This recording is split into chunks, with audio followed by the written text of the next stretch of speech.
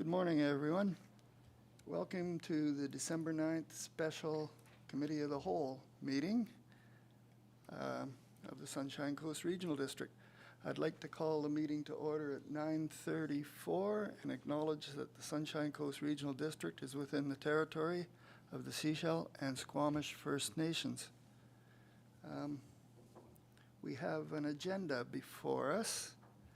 Any additions, changes? No? Hearing none, can I have a motion to adopt the agenda? Director Toth, Director Bax, thank you. All in favor? Cool. So, we're now, just like that, we have no presentations or delegations, but we do have reports. So, can I have a motion to receive all the reports? Director Toth, Director McMahon, any discussion? No? All in favor? Thank you. So, the first item of business is actually the Regional Water Service, but I understand staff is going to introduce us to the concept of all the reports because they're very similar. And I believe we'll start with GM Perot. Dina. Thank you, Chair. Yes, today's meeting is really to ensure that we have sufficient funding for service delivery for the various utility functions of the regional district. That includes our regional and South and Pender water service, including all our 15 wastewater services. What you don't see in front of you today is for the refuse collection, as we had adopted a 3-year rate structure for that particular service. And after review, we identified that the 5% that's included for this year is sufficient, and that was previously approved last year.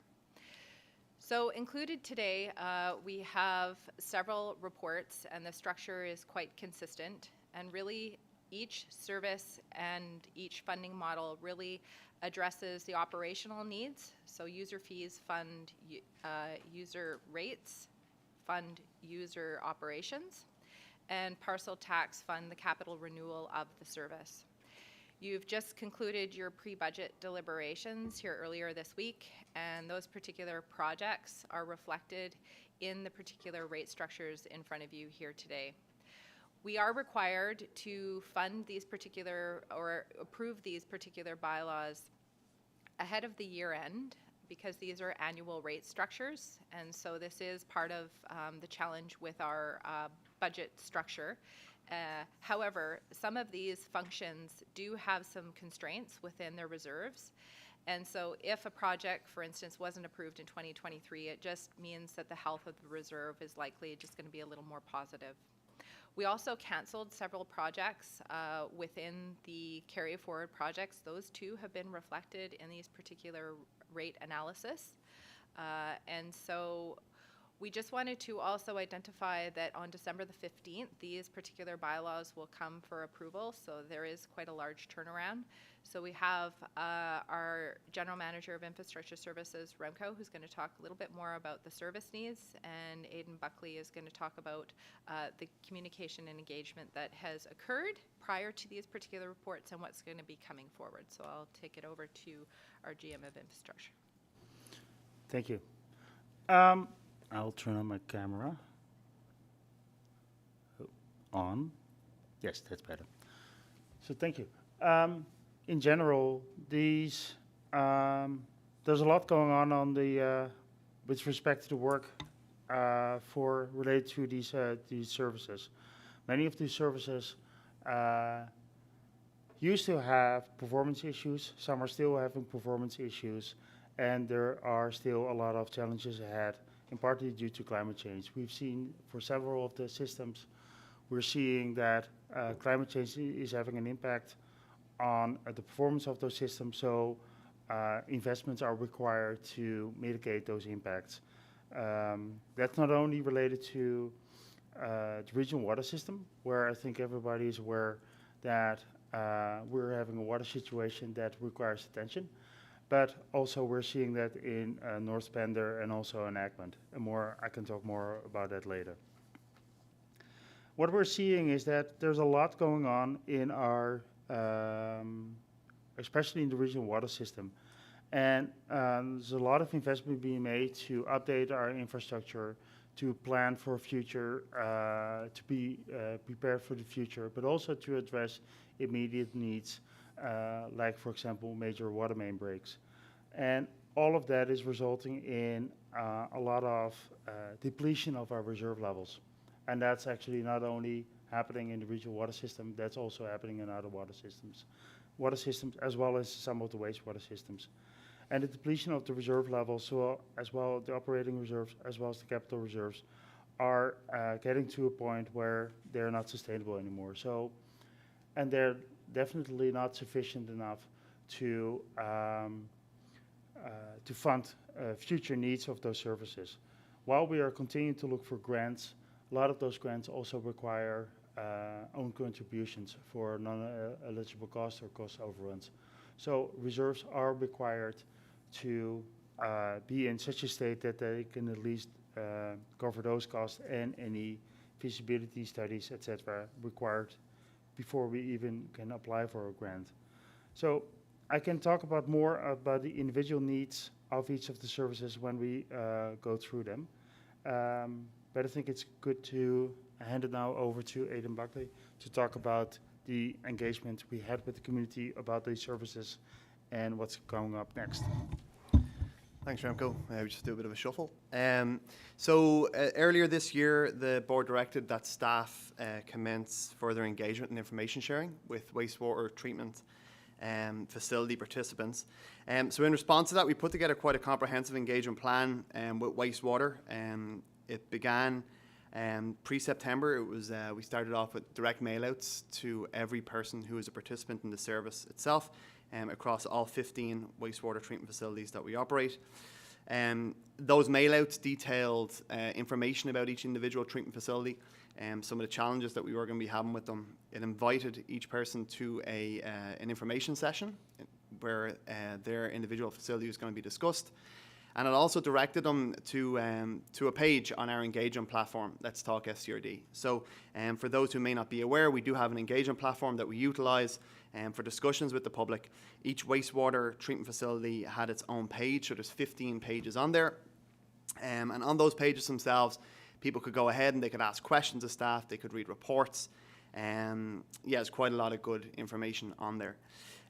Following the launch of those pages, we conducted 6 information sessions, 1 in person and 5 virtual. They took place September, October, November. They were advertised quite broadly through news releases, local media and social media as well. And I know that some of the directors had provided outreach to their individual communities around the sessions as well. So when we look at some of the results that we saw from that, and this is, analytics driven, so this is all coming from the Let's Talk site and the type of participation that we had in the sessions themselves. So across 15 wastewater engagement facilities, we had 579 visits to the pages. So that's all 15 facilities pages. Based off of how often these pages were being updated, I would guess that about a quarter of those visits were from staff who were going in and updating the pages and going in and answering questions as well.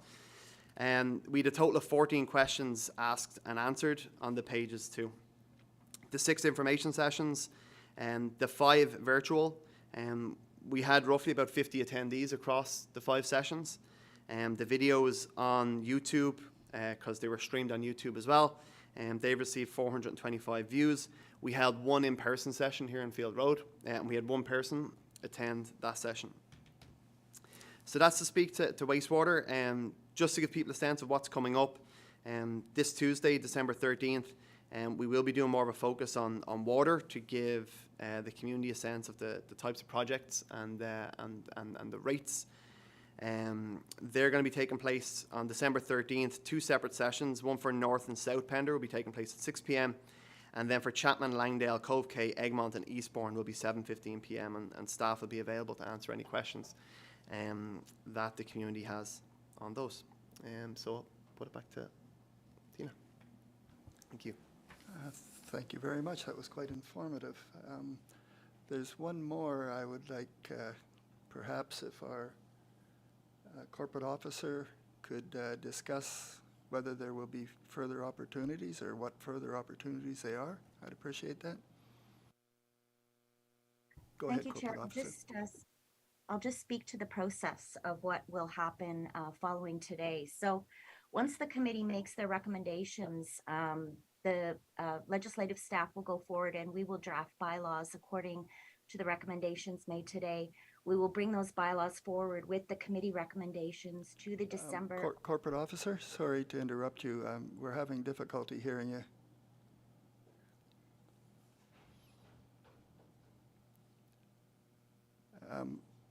How's that? Could you try that again? Can you hear me now? Not really. I'll come into the boardroom. Okay, thank you.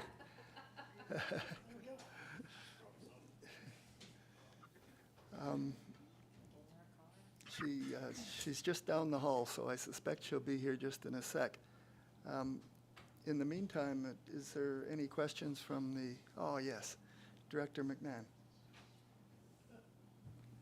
I'm going to wait on our corporate officer. Okay, I see she's here. She's quite fast.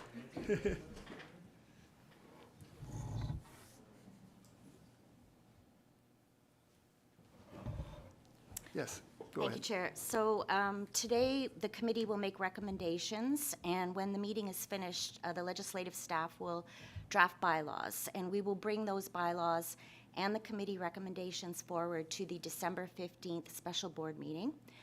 That agenda will be published either later today or on Monday, depending how quickly we get through our business today. And at that time, the board will consider giving readings to the bylaws as well as adopting the recommendations made at committee. And I'll also note that these bylaws need to be adopted by December 31st. Thank you, that's quite clear. Does anybody have questions about the schedule that's looking at us for this? No? Okay. So let's just go to questions from the board. So Director McMahon. Yes, I thought we should start with the water rates questions because, of course, that affects so many more people. If you've been on Facebook lately, you will know that the question of the day is, we're not getting more water, why are we paying more?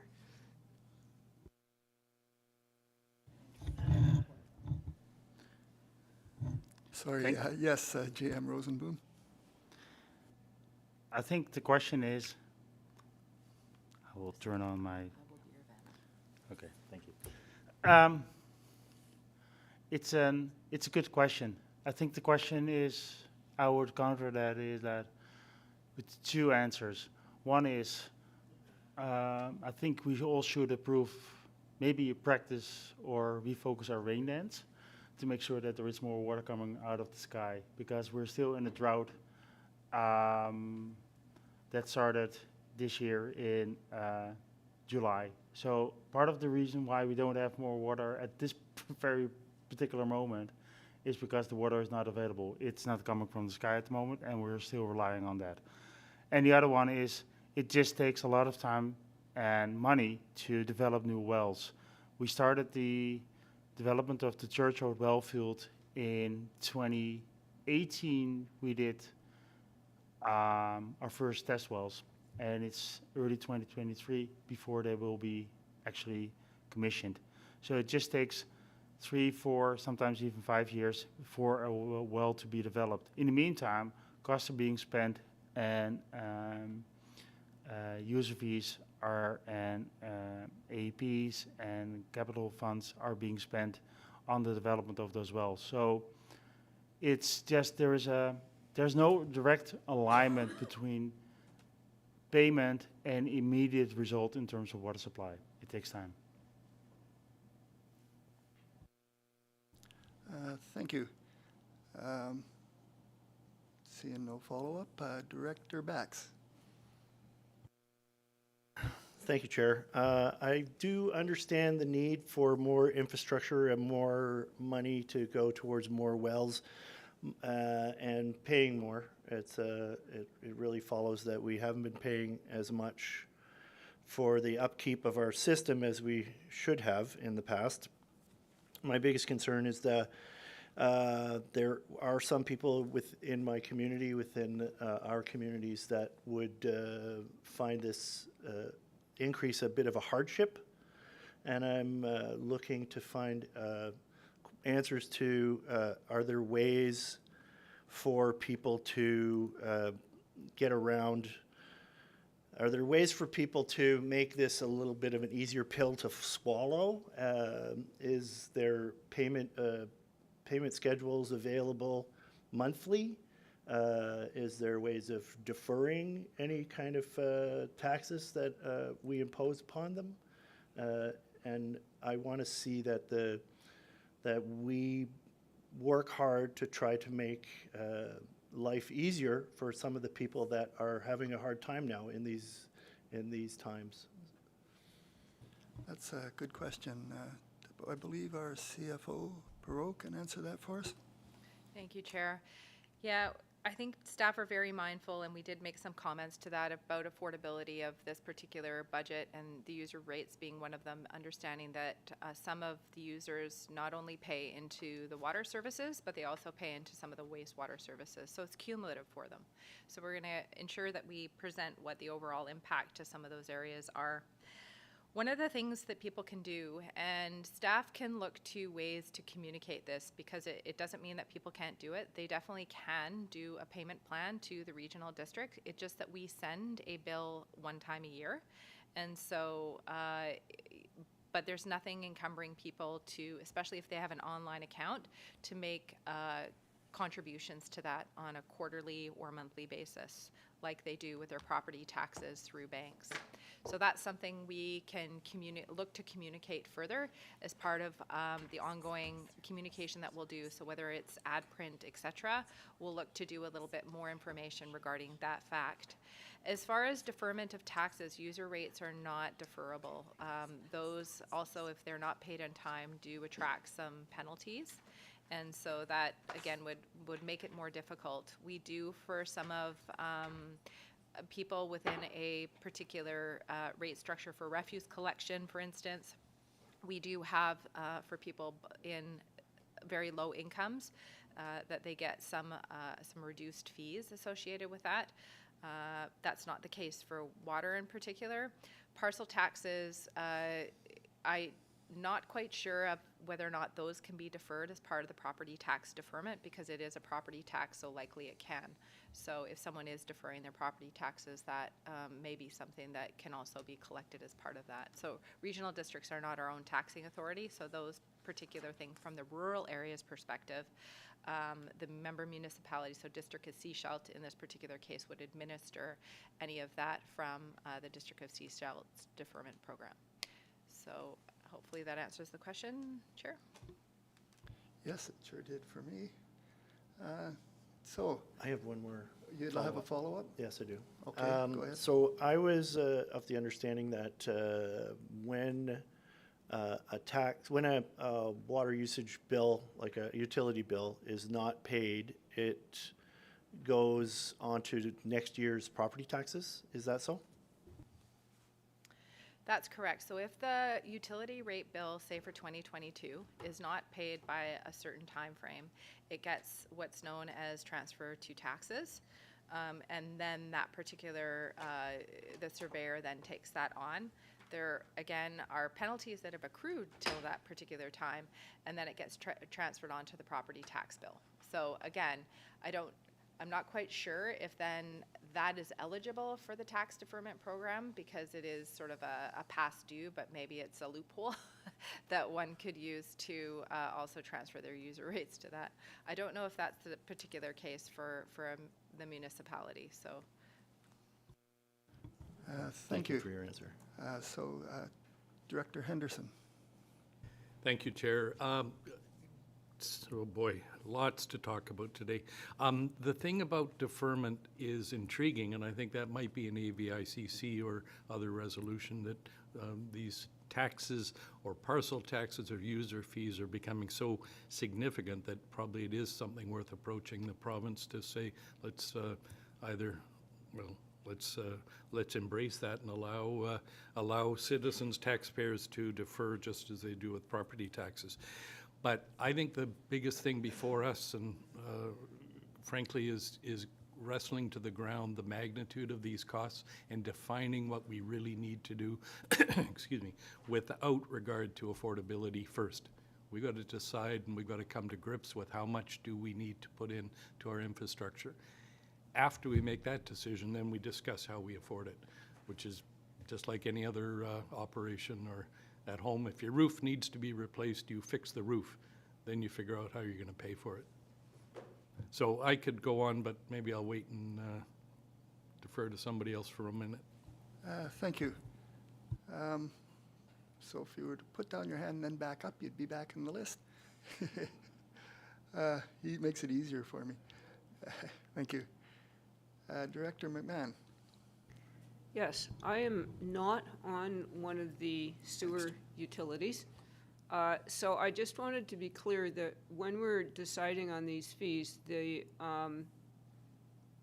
operating fees go on the utility bill. But the parcel tax, does that go on people's property tax bill? Yes, CFO. Yes, correct. So people receive a bill from the regional district for the regional water service. It's usually distributed at the sort of mid to late April. The parcel tax portion is part of your rural or as part of the property tax bill that's received by District of Sechelt residents and users. And so that is the case for all the sewer treatment plants as well? No, the sewer treatment plants actually, those frontage fees are actually considered they're not a parcel tax. They're not defined by that in the bylaw. So they're almost another form of a fee. But they're called frontage because it's similar to a parcel tax, but it's not legislatively a parcel tax. So they're actually both theoretically fees. So that does not get put onto their property tax bill. That comes through their bill.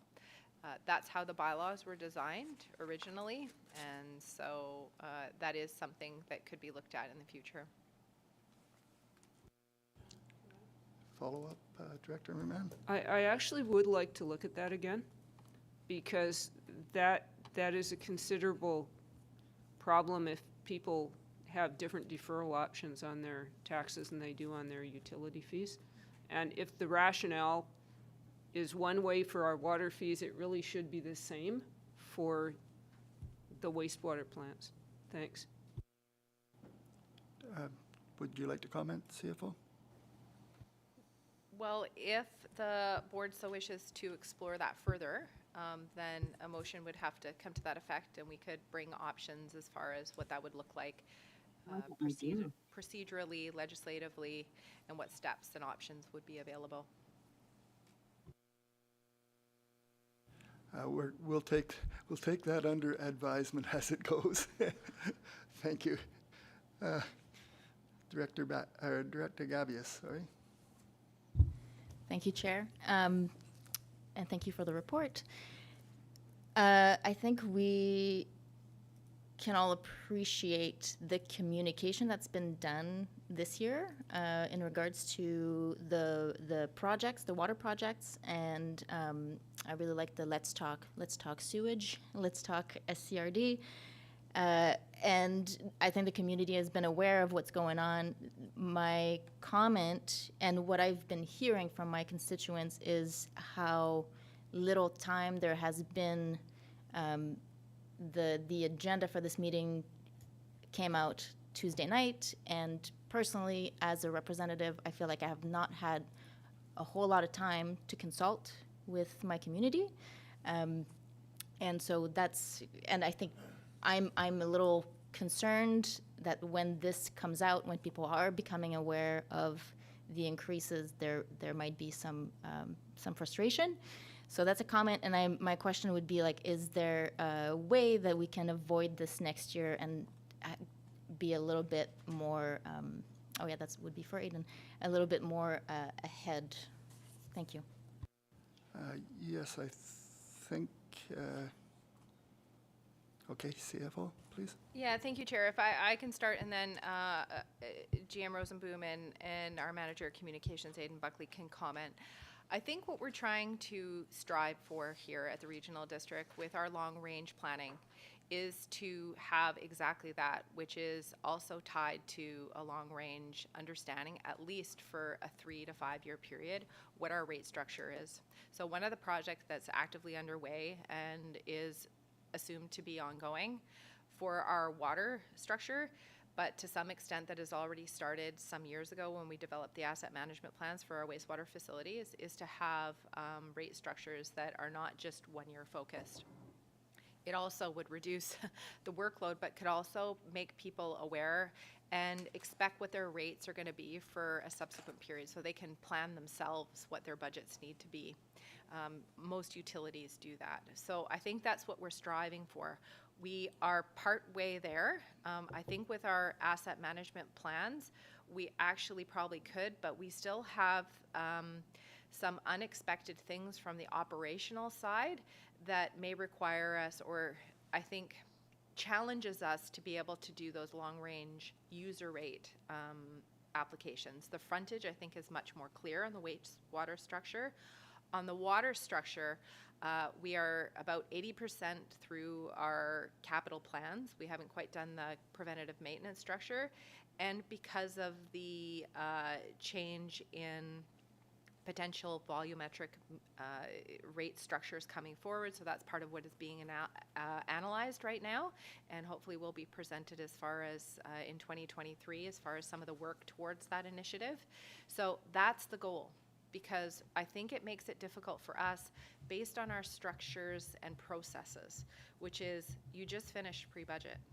So that had to inform some of these particular projects. We're trying to move our processes earlier, so it gives us this narrow window. So when the engagement, for instance, for the wastewater plants happened, we might not have been as familiar with some of the emergent issues that were happening that would cause impacts to some of the rate structures. So we were working on some of these things literally morning of distribution. And that is not by no means to say that is anyone's fault. It's just some of the challenges that we have. But I think the general consensus that we have shared with users of all of these services is that we are in a place of, like all other local governments, where we just did not maintain our infrastructure to the service level it needed. And so we're in a catch-up period. And so unfortunately, that is the challenge of ratepayers today, are based on past decisions that were made. So here we are. So we're having to address emergent issues, be able to pay for them. And in the water particular situation, we have climate change that has really done an about turn in how we've had to react to things. Thank you. Okay, GM Rosenboom. Thank you. Thank you for the opportunity. In addition to the remarks from our CFO, she was talking about the asset management plans in terms of a plan that will set the framework for future rate setting, for more long-term rate setting. The other initiative that's ongoing is the development of a water strategy.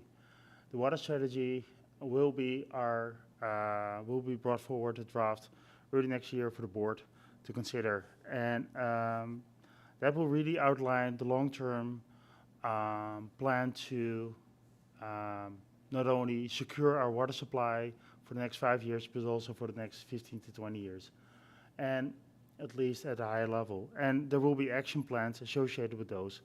And so there will be concrete action plans for the next 5 years on what are we going to do in terms of water supply, what are we going to do in terms of water conservation, what are we going to do in terms of water source protection. And all these components because they will be tangible, actionable items, they will have a financial analysis included in them. So in a year from now, we should have 5-year action plans for all the systems that that would allow us to set more long-term rates as well. And I think so. It is a work in progress, and I think this year has shown us that we need that long-term planning, and there is a lot of work required that needs to be included in those plans. But it's definitely desirable for the organization as well as for the community to get to that more long-term rate structure, rate setting, but we're not there yet. Anything to add? Yeah, thanks for the question. I think just in speaking to the points that Remco and Tina have already brought forward around long-term planning, there will be communications plans along with those. Be it through asset management plans, capital planning as well. I want us to get to a place from a communications perspective where we're having these discussions year round, and not just when when the rates are coming up for review. We do have initiatives coming forward. Remco mentioned the water strategy with the community climate action plan. It's making sure that these discussions are happening within those engagements as well. So yeah, once again, the focus is to turn this into a year-round topic as opposed to to having it happen closer to the end of the year. So yeah. Follow up? Just a quick follow-up. I think sounds great. That sounds really helpful. But I think when there's a number, I think my concern is I think we can make people aware of the projects, of the challenges, of the climate change, and that's all very valid. I don't really question the increase. What I'm trying to get at is we can know all the challenges and everything that's coming down the pipe, but I think when people see the actual number, it's a kind of a different ballgame. So what I'm trying to get at is, would it be possible to see this number earlier, like have maybe a draft of this is what we think is coming, just so that we can, as a director, I would like to be able to have these discussions with my constituents based on actual numbers. So it's just wondering if that would be possible at all. Anyone in staff like to answer that? Director Rosenboom? Sorry, GM Rosenboom? I'm still happy to be on this side of the table.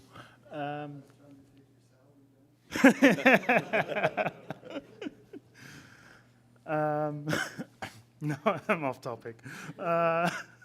So to answer the question, it's definitely to present these numbers earlier. It's definitely something that is desired, and we definitely will see what we can do next year there, because I agree with the fact that there is a benefit also for us, because as our CFO was just referring to, some of these numbers, some of the analysis supporting these numbers were only completed hours before agenda release, and that's not desired by us as well. And the fact that we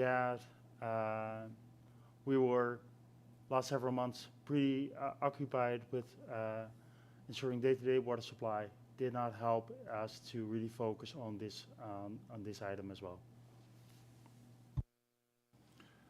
Okay, we heard a promise. We're going to hold them to it, right? Just kidding. I think I'll go to the first-time speakers first here. So that would be Director Stamford. Thank you, Chair. Can you hear me okay? Great. Yes. Thank you. It's more of a general question. I'm not really getting a sense in these numbers or where we're going in the strategy as to how much of this increase is due to the emergencies that we had over the summer and response to that, and also versus how much is the long-term under investment in our infrastructure, because to me that impacts going forward. And I'm also wondering, are we specifically vulnerable to climate change on the Sunshine Coast. I'm hearing instances on Vancouver Island where their ski hills are having to not have washrooms and things like that. They're in such dire need of water. How widespread is this, and are the other regional districts responding in the same way? Are we working together with those other regional districts? That are they as vulnerable as we are? Are we specifically vulnerable due to our geography, our geology, our structure? It's a big question, but it's more of a how do we fit into that? My first thought is that I think all of those questions are probably dependent upon each service, but I shall go to staff and see if they believe they can answer some of this. Yes, Director. I will take the first question. So in CFO. each of the reports, there is some tables that accompany each option, which give a summary of the reserves used to date. And so, as we stated at the start of this meeting, there has in several of these services been a large withdrawal unequal to the deposit to the reserves. And so essentially that has been because we have funded several projects, either feasibility studies, water rate strategy, water rate analysis. There are dozens and dozens in addition to hiring the resources associated with having to deliver those projects. So there has been a ongoing, as we try to deal with some of these water crises. So as far as what these rates entail, there is a summary. So essentially we see here that part of the funding for operating reserves this year is to fund the drought response. We are going to receive some of those funds back from EMBC, but that won't be completely clear until the end of the year or until we're out of the drought EOC. So it really just shows at the very start of 2022, we actually had over, I think, $3.8 million in operating reserves. We've depleted that to 700,000. So that is, in my opinion, as your CFO, alarmingly low. And so we have to make some efforts to repatriate, or else you'll be handcuffed because you cannot borrow for operational costs. And as a regional district, we can't move funds around from other funds. It has to be the cost within that particular service. And I think that's important for users and people out there to understand, is that we aren't like a municipality where we can just take it from general funds. It has to be within the cost of the service. So that's why we distinctly address each service in these particular reports. So as far as the climate change part, I'm going to pass that over to our GM. Thank you. Thank you for the question, Director. I think there are several components here in what's driving these costs. I think one is that we're trying to do catch-up, and catch-up costs money.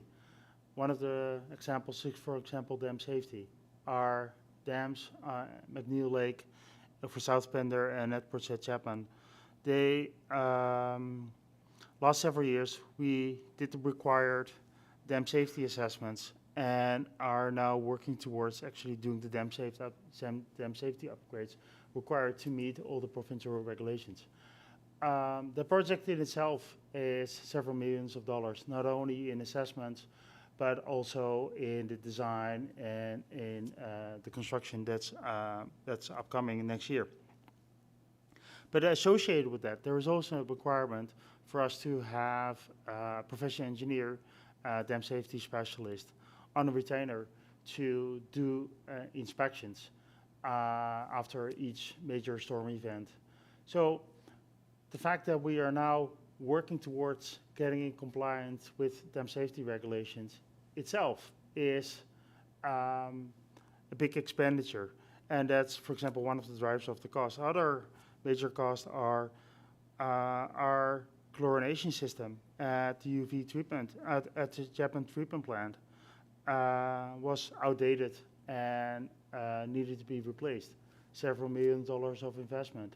On the books for next year, and part of the budget process is upgrade to our UV system, treatment system at the treatment plant, several millions of dollars of investment. We're working on There are two projects on the books for Garden Bay and Egmont, where we are having water treatment issues as well. And order of magnitude of investments required, 9 million for Garden Bay, 5 million maybe for Egmont. That's to be determined. So it's a mix of things, but the general is investment in water treatment and water distribution infrastructure are just very, very, very expensive, and the costs are not going up. I think the cost only this year, the inflation on construction costs was about 13%. So that's just the construction cost itself. So a meter of water main replacement last year could cost $800 a meter. Now it's 30% more, maybe even more. So it's a combination of factors, but the investments that are required are just incredibly expensive. Director Stanford, was your questions answered then? I think to the staff's best ability, I will leave I'm just wondering, how do we fit in compared to other regional districts in terms of our vulnerability? Oh, yes, that's right. That was one of those. Yeah, thank you. I Gian? will tackle that question as well. We're not alone, but we're not alone in terms of that we're facing additional costs associated with the climate change. I would remind everybody on the flood events last year in the Fraser Valley. The other side of climate change, flood mitigation. And so where we are less impacted by flood, we are definitely impacted by drought. And so I think I can easily say that most communities within BC are struggling with the investments that are required to tackle climate change. If it's drought, if it's increased risk of wildfires, if it's increased risk of flooding. And so we're definitely not alone. And I think the development of the new Ministry of Emergency, that includes emergency preparedness, is an important recognition of the fact that we're not alone. This is a province-wide issue where province-wide response is required. And on that note, it's acknowledged that the province has been supporting us in our emergency operations center last month significantly with contractors' support, because they see us as the first one of many where they would have to provide provincial support to communities with droughts like the ones we're having right now. So they're trying to learn from us, and we're going to have ongoing conversations with them also after the current emergency is addressed, and we're trying to influence also as well the agenda of the new ministry that's being developed, because it is important that lessons learned here are being heard by others. Thank you very much. That was quite informative. So I think we'll go to the next first-time speaker, Director Toth. Thank you, Chair. I just wanted to seek some clarification on something in the report here. On page 2, just underneath the capital table, it mentions another $327,000 in interest charges related to Church Road and the water meter installation project. So I'm just looking to clarify that the new operating costs are more in the order of $850,000 than they are in the order of $508, like in the table. But my question around that is, are both of those loans expected to actually come on board in 2023? And is that split 50-50-ish between Church Road and the water meter project? Thank you. Sorry, you caught me a bit by surprise. So which page number was that on? Page 2, right underneath the two tables. Thank you. I've got it. Okay. Who would answer that one? Yes, CFO? So thank you, Chair. So as far as the particular loans, we do an analysis of the stage of where the projects are at, and we do an estimation of when those particular debt servicings are going to be online. So for Church Road, we're actually already debt servicing temporary borrowing. So the board approved a temporary borrowing bylaw. We actually look to be bringing in the new year, very early in January, or in one of the January board meetings, the actual security issuing associated with that. And that's up to $9 million, so we will have to pay the interest. So that's what we've accounted for in here. So it is very, it's bridging the temporary right to where we can do for the interest. The same thing with water metering is we've estimated as far as just temporary borrowing associated with that. We also do an analysis of the equipment financing or the short-term loans, and as we never account for like a full 12 months because procurement processes are definitely expected to do that.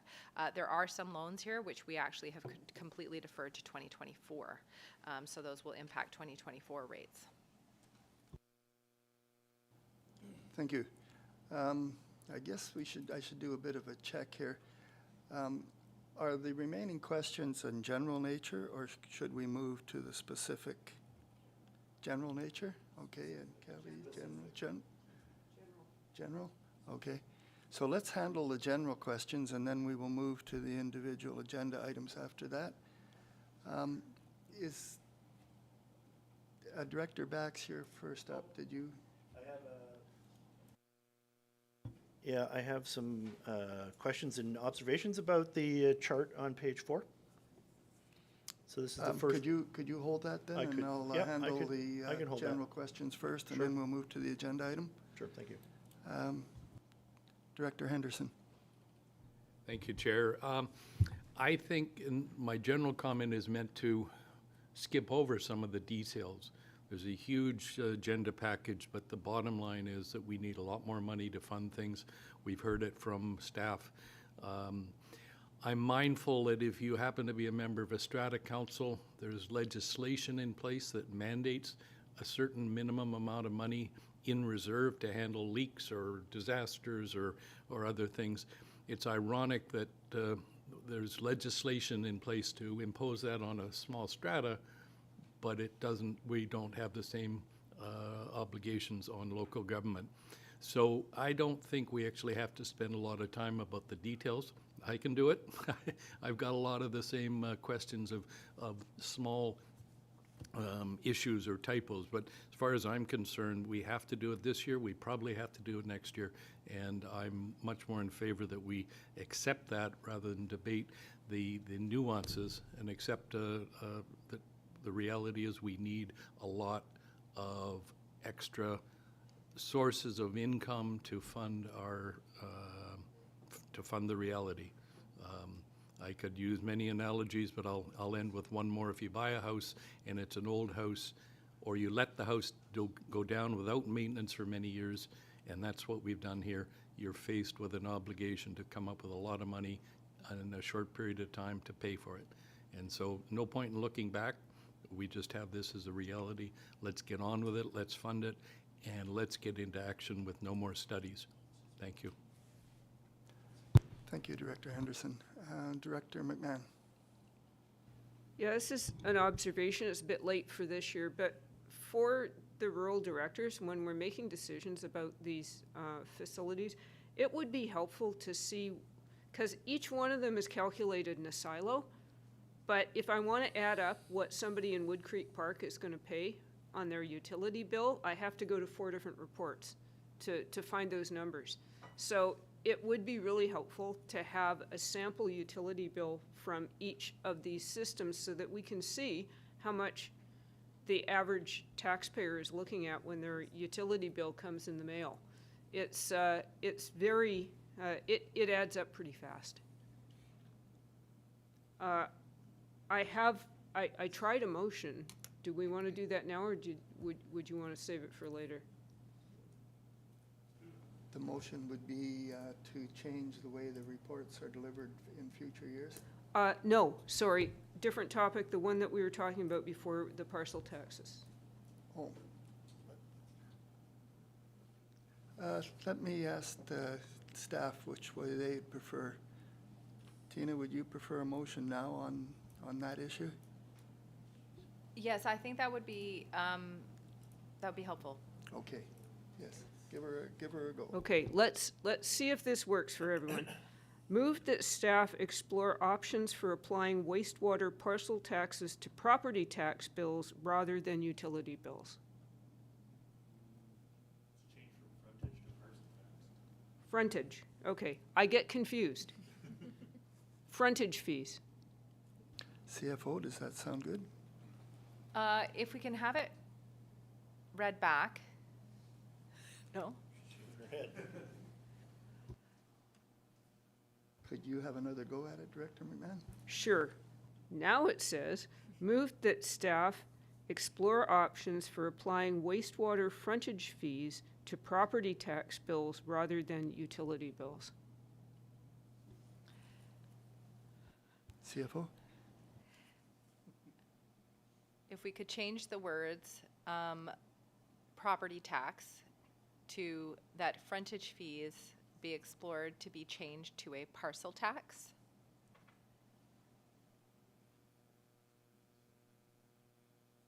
Sure, I'm sure that's what I said. So move that staff explore frontage fees being moved to a parcel tax, was that it? Wonderful. Do we all know what I'm saying? Yes. Okay, I think that's fairly clear. Do we have a seconder? I'll second it. Yes, Director Bax. Any discussion on that item? No, I'm seeing none. All those in favor? Any opposed? Seeing none, that would be carried. Motion carried. Thank you. So I'm thinking of moving into the agenda items, but if there is general questions, I'll take them. Is there any general questions? Oh.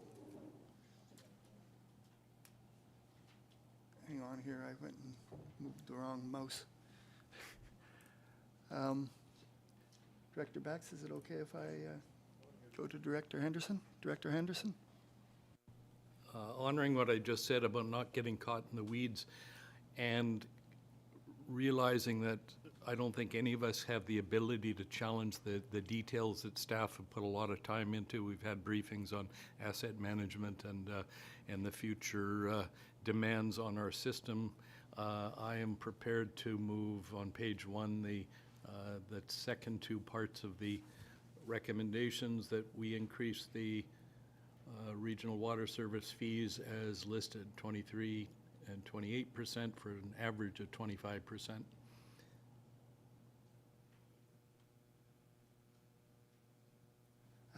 Thank you. We did just jump ahead a little bit, but I will make sure everybody is on the same page with us. We've now moved to Annex A, pages 1 to 9, which is the Regional Water Service Area 2023 Rate Bylaw Amendments. And that's what the motion is pertaining to. Yep.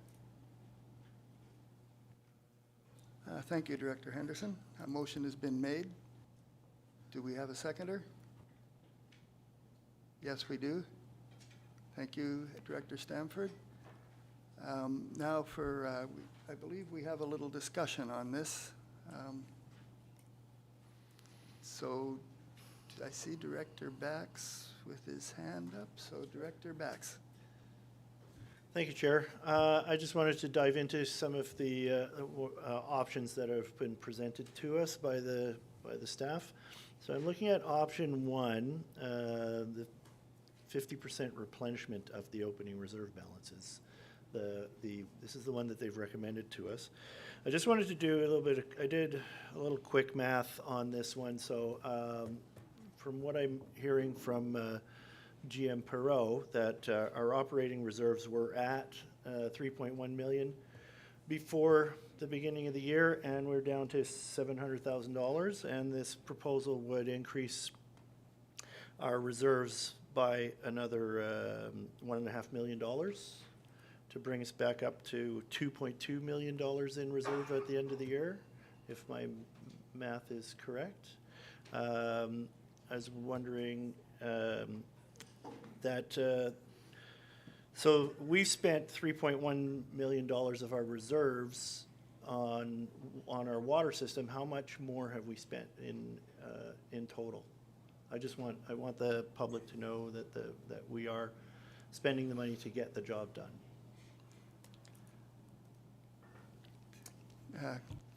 CFO? Thank you, Chair.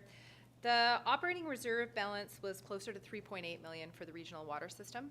On page 3 of your agenda, in 2022, we used approximately, or we actually committed to expending 2.9 million out of that operating reserves.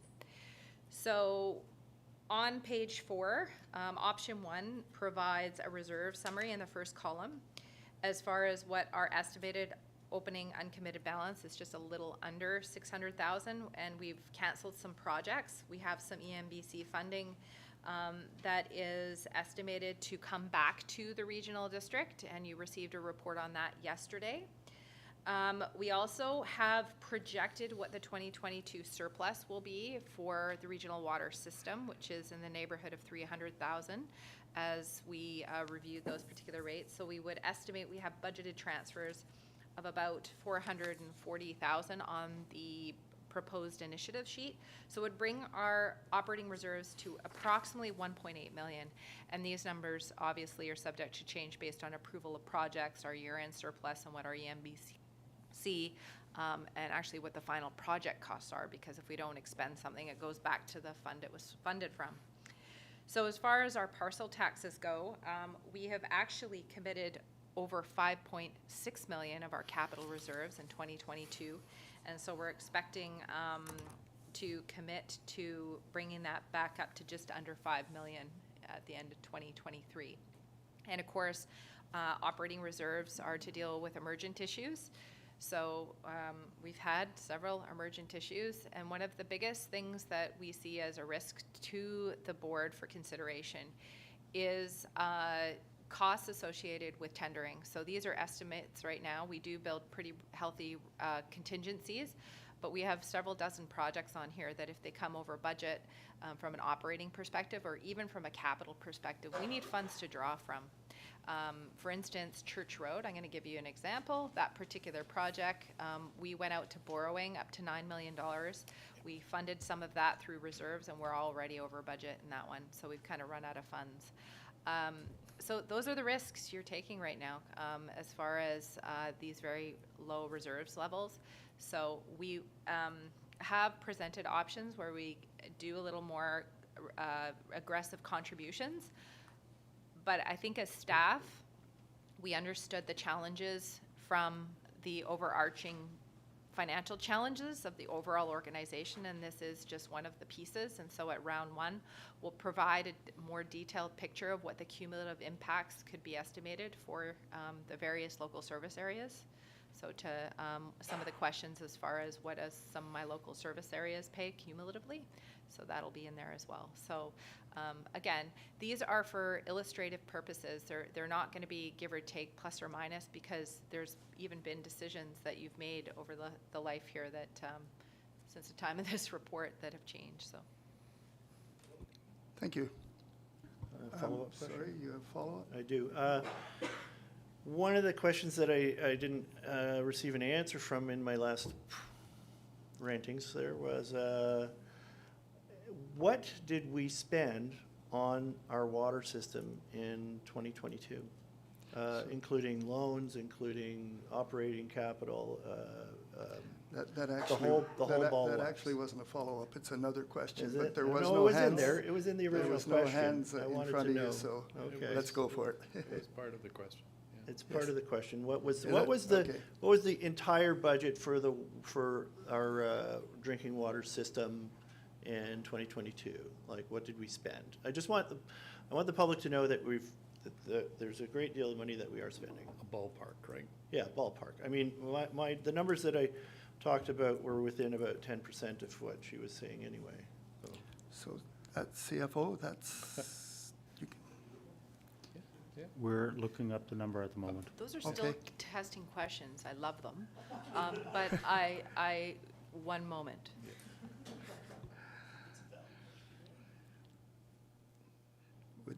If you need a few minutes, we could take our break now.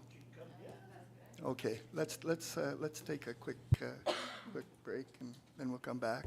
Say 5 minutes, is that good? Okay, thank you.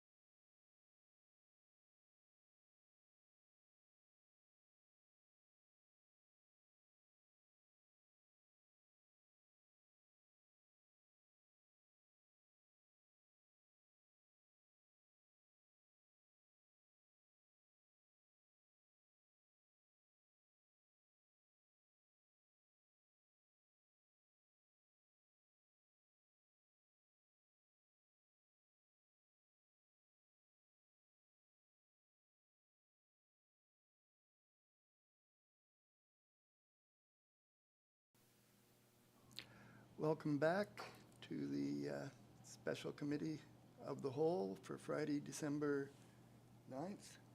And we're considering a motion, and we're in the discussion. And I believe CFO Perot has the answer ready for the question.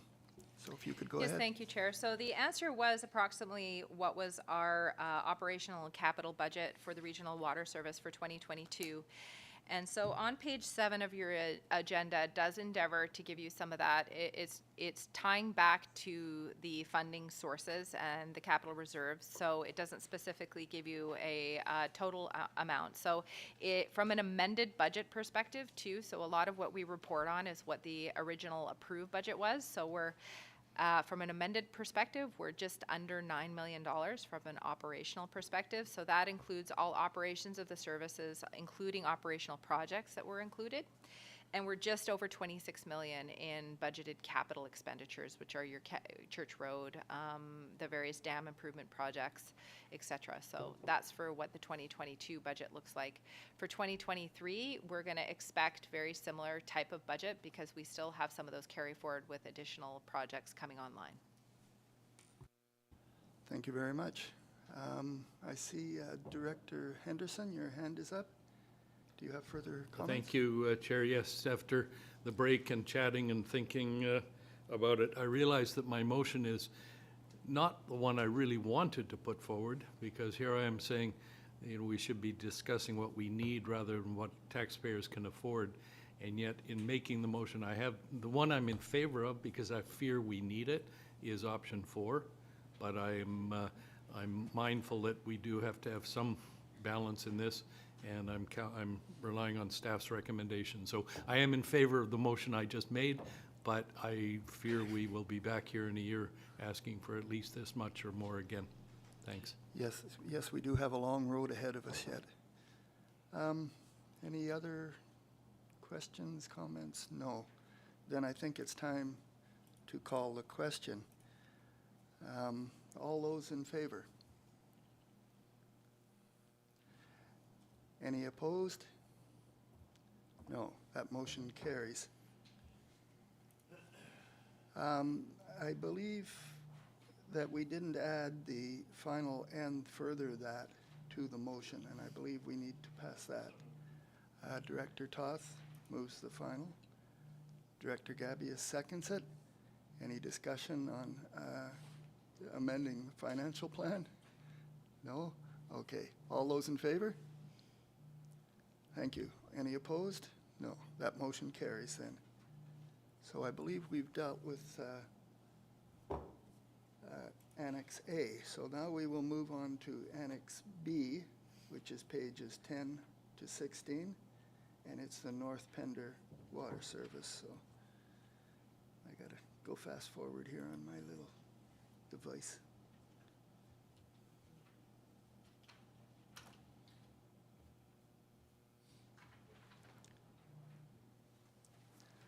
Okay. Everybody on the right page? Yes. So we're on Annex B, and there's recommendations in front of us. And I'm going to pass a motion that we accept the recommendations as presented on page 10. I see Director Bax has seconded it. Is there any discussions on this? No? Okay. Let's go to the vote. All in favor? Any opposed? Seeing none, that motion carries. Thank you. We now move on to Annex C, which is pages... Oh, I keep moving away from the microphone here. Thank you, Director Toth. Annex C, pages 17 to 23.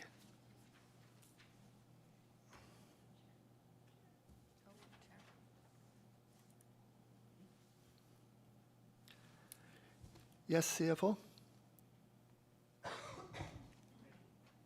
Thank you for the opportunity, Chair. and thanks for supporting staff recommendation. I think it's, I would like to take the opportunity, if I would be allowed to explain a little bit some of the rationale of the rate setting for North and South Bender, not only for the board, but maybe also for the general public. Yes, sorry, I did move a little fast because I Okay. understood. No, Forgot that- the second part. There's no problem to that. What we're seeing in North Bender is that North Bender is a challenging system in the sense of that it has not a lot of built-out dwellings at the moment. And we are seeing a huge increase in number of parcels being developed there. So that will definitely support future investments and future operating costs. But in terms of the capital expenditures required for North Bender, I think the biggest one is the fact that we might need to build a new treatment plant at Garden Bay. We're currently completing our feasibility study that was approved as part of last year's budget, and to confirm the desired approach to improve the quality of the water that we're currently getting from Garden Bay and providing to the system. The water quality concerns are of such a nature that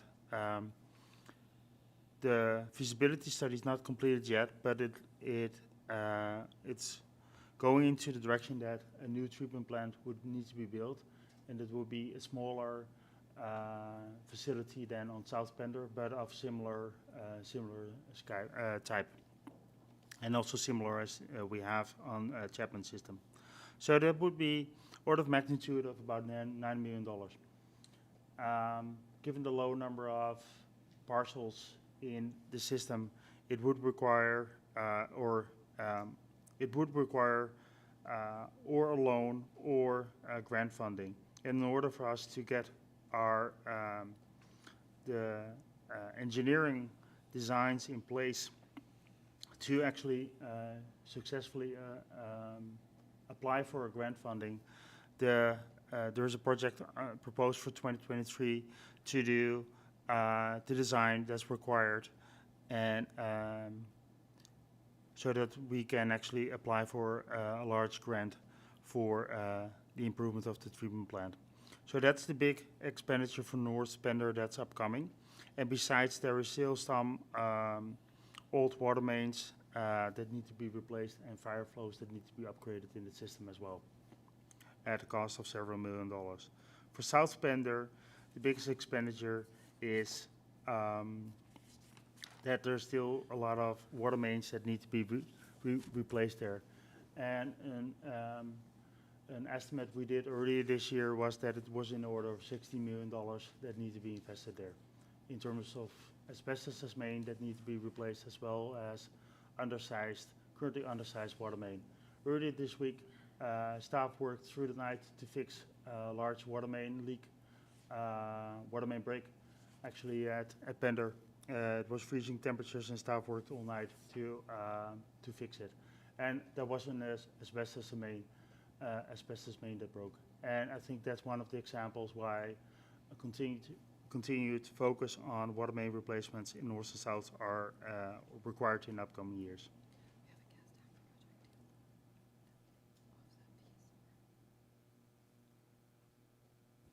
Thank you very much. That was quite informative. I do have one question. With the recent information I received in that South Bender actually had exceeded or was close to exceeding Phase 2 restrictions, and we might end up on Phase 3. Would there be any plans in place to mitigate that? And in my layman's thoughts, I thought maybe we could tie North and South Bender together as an emergency, but I'd like your comments on that. Thank you very much for that question. I think those are perfect topics to be further explored as part of the water strategy discussion. What is the long-term vision for those systems? Are they separate? Are they combined? And how would it all work? And I think that's Those are, I think, things that can be discussed and confirmed in as part of the water strategy discussion next year. And there might be costs associated with that as well, but for example, combining systems could result in additional cost. And is it a permanent connection? Is it an emergency connection? Is it actually amalgamating of the two services? There's all kind of things that need to be unpacked there. The manager of utilities who is sitting next to me just indicated that, by the way, the water main break that we just repaired over this weekend costed us in the order of $30,000 to $40,000. So that's the type of expenditures that we're facing if we're not replacing water mains, old water mains. Yes, it's getting expensive to keep these things going. Thank you very much. Any other discussions on these? No? Okay, so then I would like to make a motion that we accept the recommendations on page 17. Director McMahon is seconding that. Any further discussions? No? So I'll ask for those in favor. Any opposed? No? That would be carried. Thank you. Got a little too excited here. So now we're on to Annex D, pages 24 to 28. Just give us a second to get there. Does staff have any comments on this report?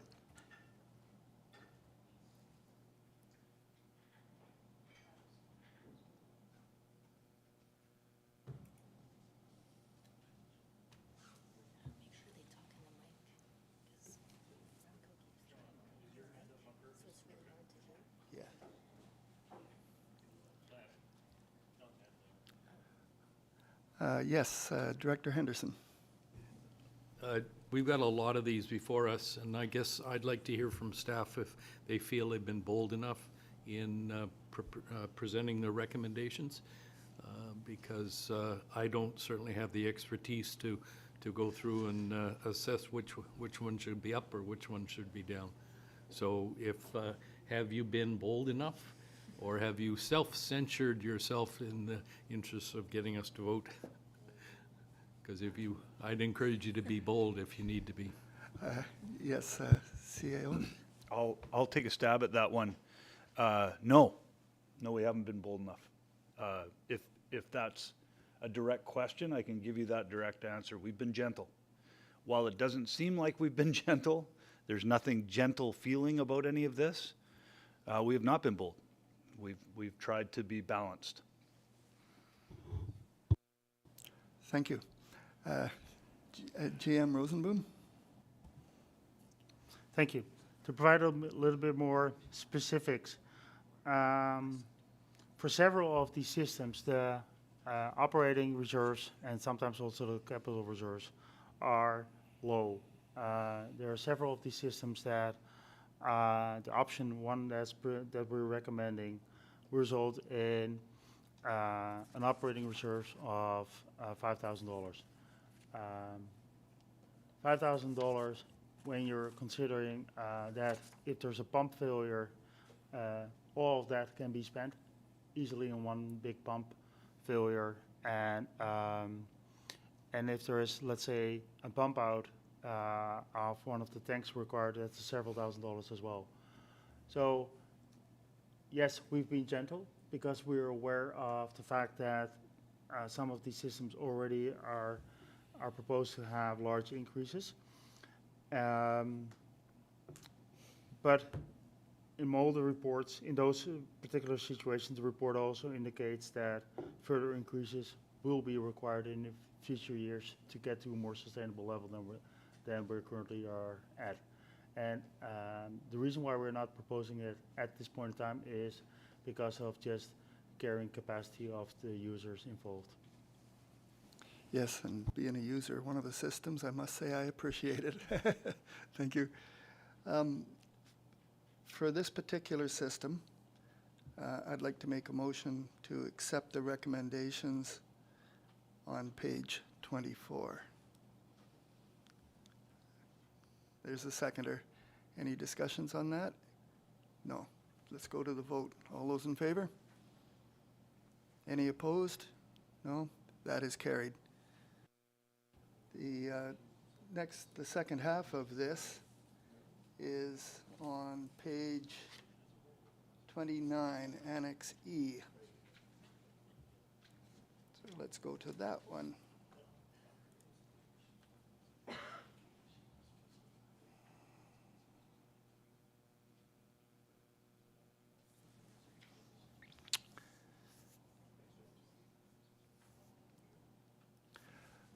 I do have a question of staff, seeing this is one of the systems in Area A. I was leaning towards option 3, and that is the option here. I believe this is staff's recommendation, and it looks after the capital requirements. So with the nod, I will say I'd like to make a recommendation to accept. I'd like to make a motion to accept the recommendations as presented on page 29. Director Toth has seconded it. Is there any discussions? Is there any special things staff would like to comment on this?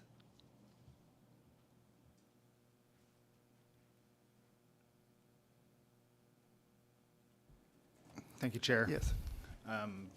This is one of the 15 wastewater services that we've done some significant capital planning for over the last several years. A common theme is that we're not prepared for the infrastructure upgrades financially that we forecast. Greaves Road is well positioned. It's had a feasibility study, and we understand the challenges ahead of it. The recommendations that are made on the report today seek to make us able to respond to the upcoming challenges for the system. So. Thank you very much. Yes, I did appreciate the report, and I actually understood it quite well. But thank you. So let's hold the vote on it. All those in favor? Any opposed? That will carry. So now we're on to Annex F, which is page 37 to 42. And I believe this is in Area E. So I will actually pass that over to Director McMahon for any comments she might like to make. Right. Do staff have any general comments on Wood Creek Park before we dive in, as it were?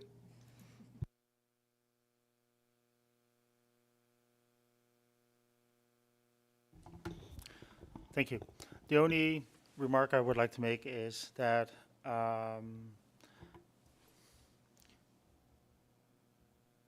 just as an update, the request for proposals for a contractor to do the major upgrades is currently out, and we hope to present a contract award for that in January, early February to the board for their approval. The grant we received for that project requires the SRD to fund any cost overruns. We feel that there is a good, decent contingency included in the budget that we currently have and the grant we received. But it's important to realize that the operating reserves and the capital reserves that are currently included, listed here, might also be required for if there are any cost overruns associated with that project in 2023, 2024. Thank you. Thank you. Follow-up question, Director McMahon? No, I'm happy to move the recommendations on page 37. Yes, I believe Director Gabius's hand went up there for a minute. Yes. Any further discussions? No? Then I'll call the vote. All those in favor? Any opposed? That passes. So then we'll move on to Annex G, which is the second half of that one. It's the capital plan. And again, I will pass that over to Director McMahon for comments or questions. Yes, thank you. As we know, there is a major project underway right now at Wood Creek Park. And so at the end of 2023, we'll know a lot more about the condition, how much it cost, whether there were any surprises. This particular plant has been full of surprises.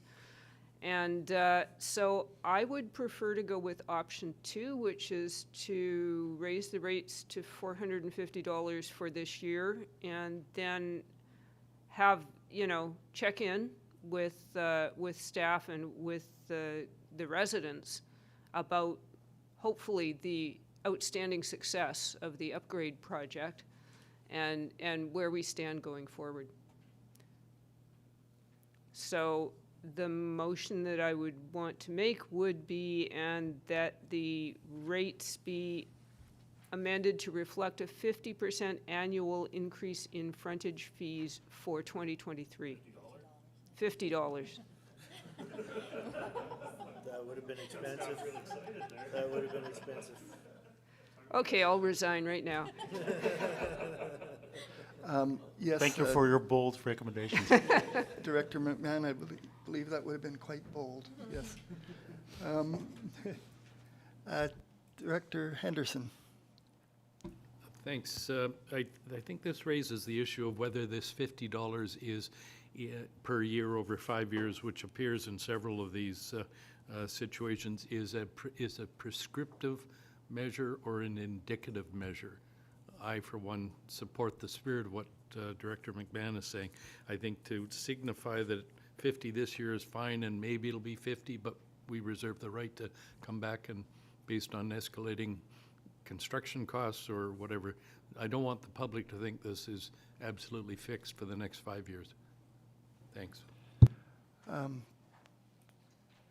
think we all agree with that, but has staff got any comments on that thought?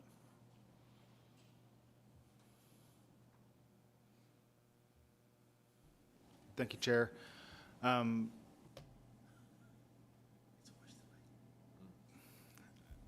think that the approach recommended makes sense, given the uncertainty in the current construction, for sure. Staff's recommendation for the 5-year rate structure was to seek some assurance and consistency for the residents, but in this situation, the $50 single increase makes sense.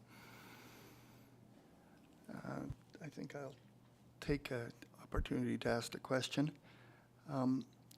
My sense on the original of 450, 500 was a suggestion that would be revisited next year. But I'm not sure when that would occur, of course, because we just talked about the communications plan. So somehow we also talked about the need for some guidance to our residents, which I believe this was attempting to provide that kind of guidance, saying, if nothing changes, this is what it is. And so we could be losing that with this motion, but the motion is there, so that's the way it is. Did I get a seconder to the motion? Yes, I did. Okay. Any further discussion? Director McMahon, I see. Oh, no. Okay. Then I will call the question on the motion as made. All those in favor? Any opposed? No? That is carried. Thank you. We now are moving to Annex H, page 50 to 53. And that is Director McMahon. I'll pass that to you again, please. Sure, thank you. I don't think, unless staff have any exciting updates on Sunnyside, which is sort of like the treasure hunt sewer system, since we haven't, as I understand, been able to find the water lines yet because they're buried under many, many years of overgrowth and so forth. So I am happy to move staff's recommendations on page 50. Thank you. I see a seconder, Director Toth. Any further discussions? No? Then I shall call the question. All those in favor? Any opposed? The motion is carried. Thank you. Which then moves us to the second which then moves us to the second half of that, which is Annex I on pages 54 to 60. And that, again, is Director McMahon, so I'd like pass it to Director McMahon. Thank you. I will say that I'm not particularly comfortable with trying to do 30 and 40-year capital planning when we are in such tumultuous times, and I think that trying to predict that far in advance is kind of futile. However, this plant is going to need upgrades within the next 5 years. So we had better start putting the money aside. So I'm happy to support staff's recommendations on, staff's recommendations on page 54. Do I see a seconder? Yes, Director Gabius. Yes, Director Henderson?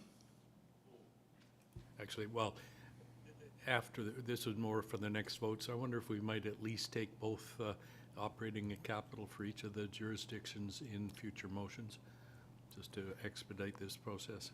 Thanks. What's the general consensus amongst the directors? Would you like to go one at a time, or? I see some.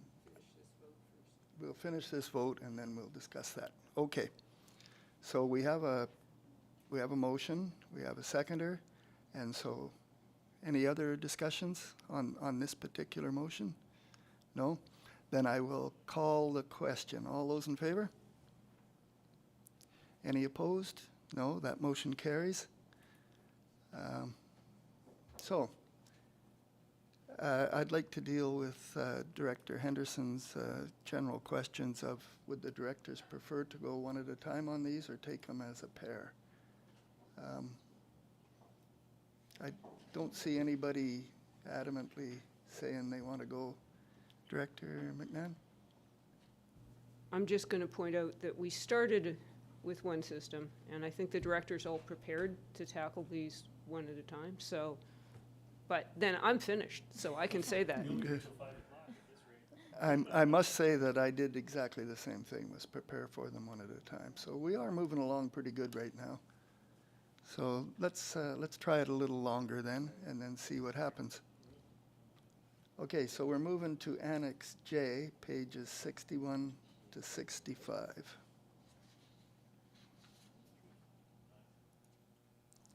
And sure enough, I found my way there. Now this is Area B's, so I will ask Director Gabius if she has any comments, questions. Yeah, thank you, Chair. Maybe if staff has any interesting factoids for us, would love to hear them.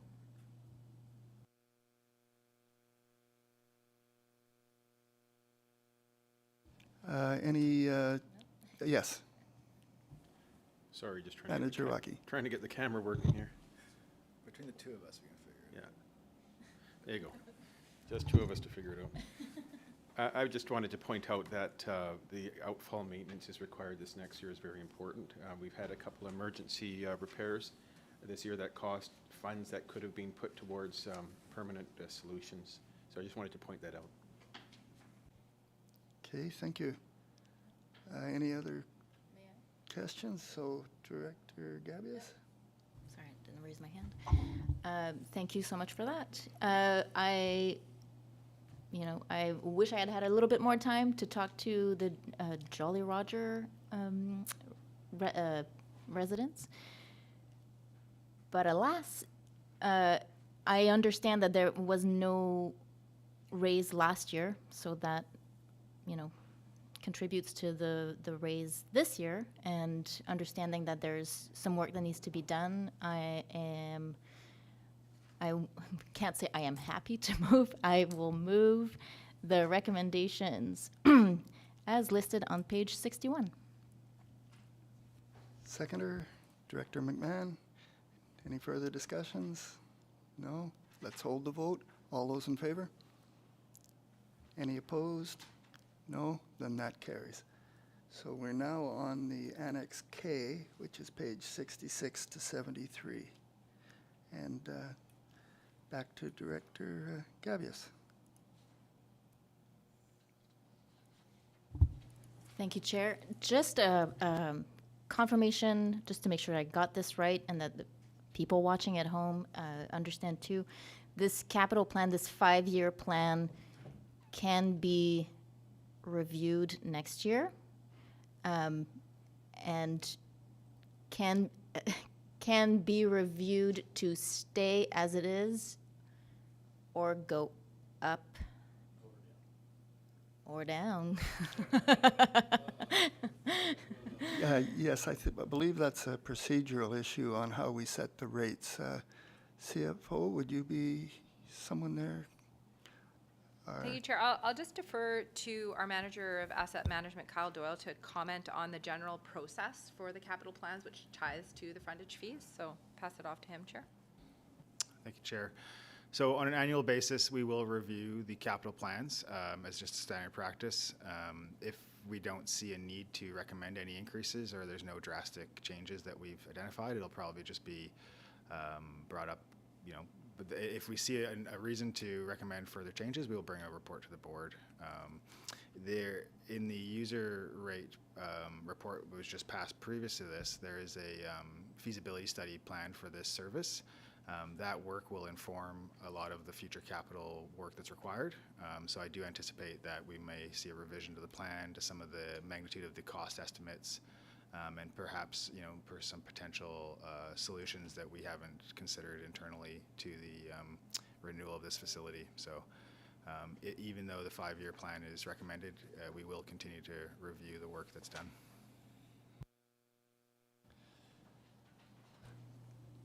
Yes. Thank you. Thank you so much. So it is not baked in there forever, is what I'm understanding. So it seems fair to me, so I move to accept the recommendations as listed on page 66. Seconded by Director McMahon. So any further discussions? Seeing no hands, let's call the question. All those in favor? Any opposed? That motion now passes. Thank you. So we're now moving on to Annex L, which is pages 74 to 79. And this is Secret Cove, and I believe that is Area B. So, Director Gavious. Thank you, Chair. If staff has any information that would be pertinent, that would be great.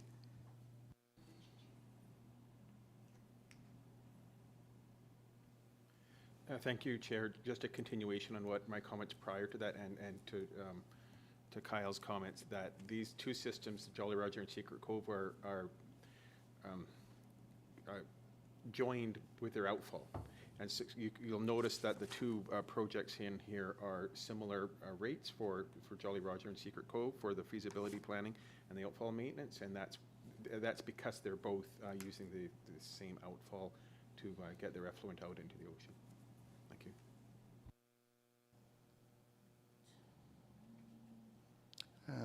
Yes.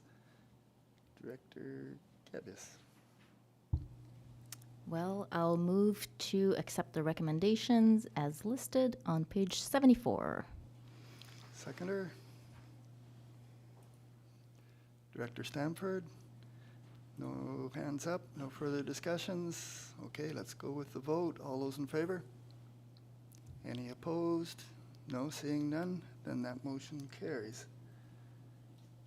So we are now to Annex M, page 80, I believe.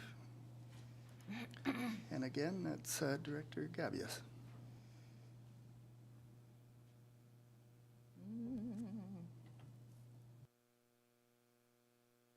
Oh, thank you, Chair. Once again, anything the staff would like to say about this particular capital plan? Thank you, Chair. Similar to the previous one, as Manager Walkley said here, these plants are very proximal to each other. They share an outfall. If we see through these feasibility studies differences in our projections and costs, we'll come with an updated capital plan.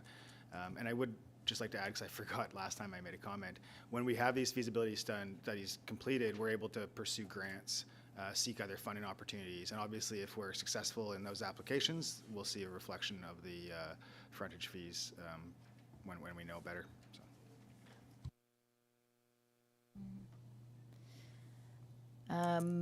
Thank you very much for that. I would, because it is quite a hike, $100 a year for 5 years. I lean towards option 2, which is one-time $100 raise. But I guess knowing that there are possibilities to review these rates next year, that makes me a little less worried about that. So I will recommend to accept the recommendations as listed on page 78. Thank you. Do we have a seconder? Yes, Director McMahon. Any further discussion? Seeing none, I'll call the question. All those in favor? Any opposed? No, that motion carries.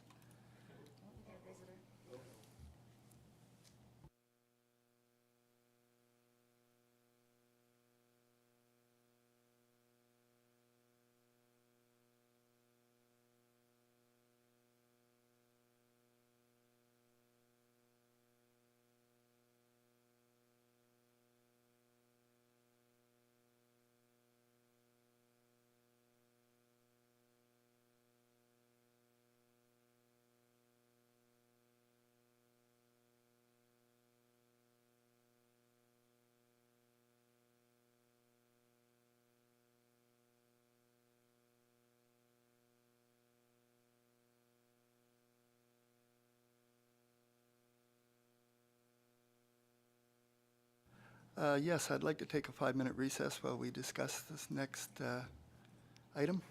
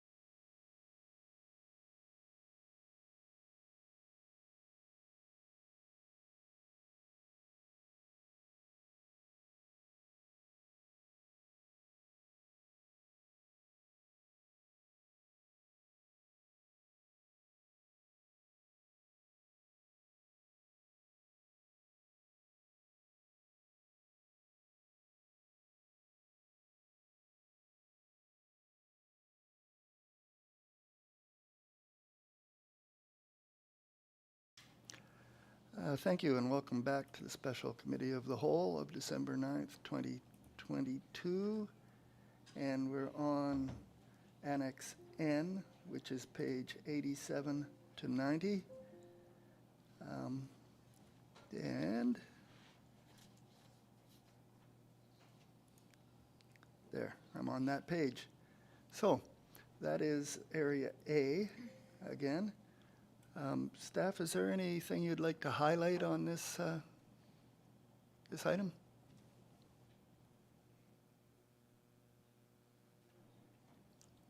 Seeing none, I think we shall just proceed. Okay.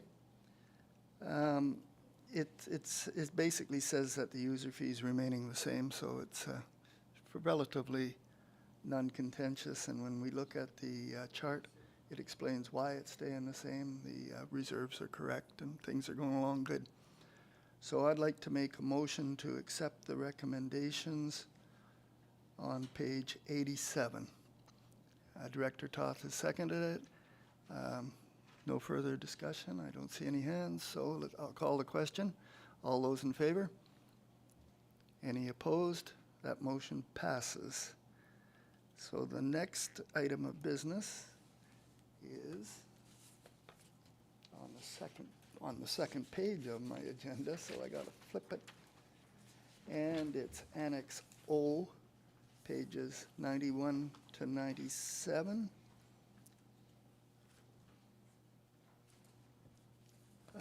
Any comments from staff on this particular annex?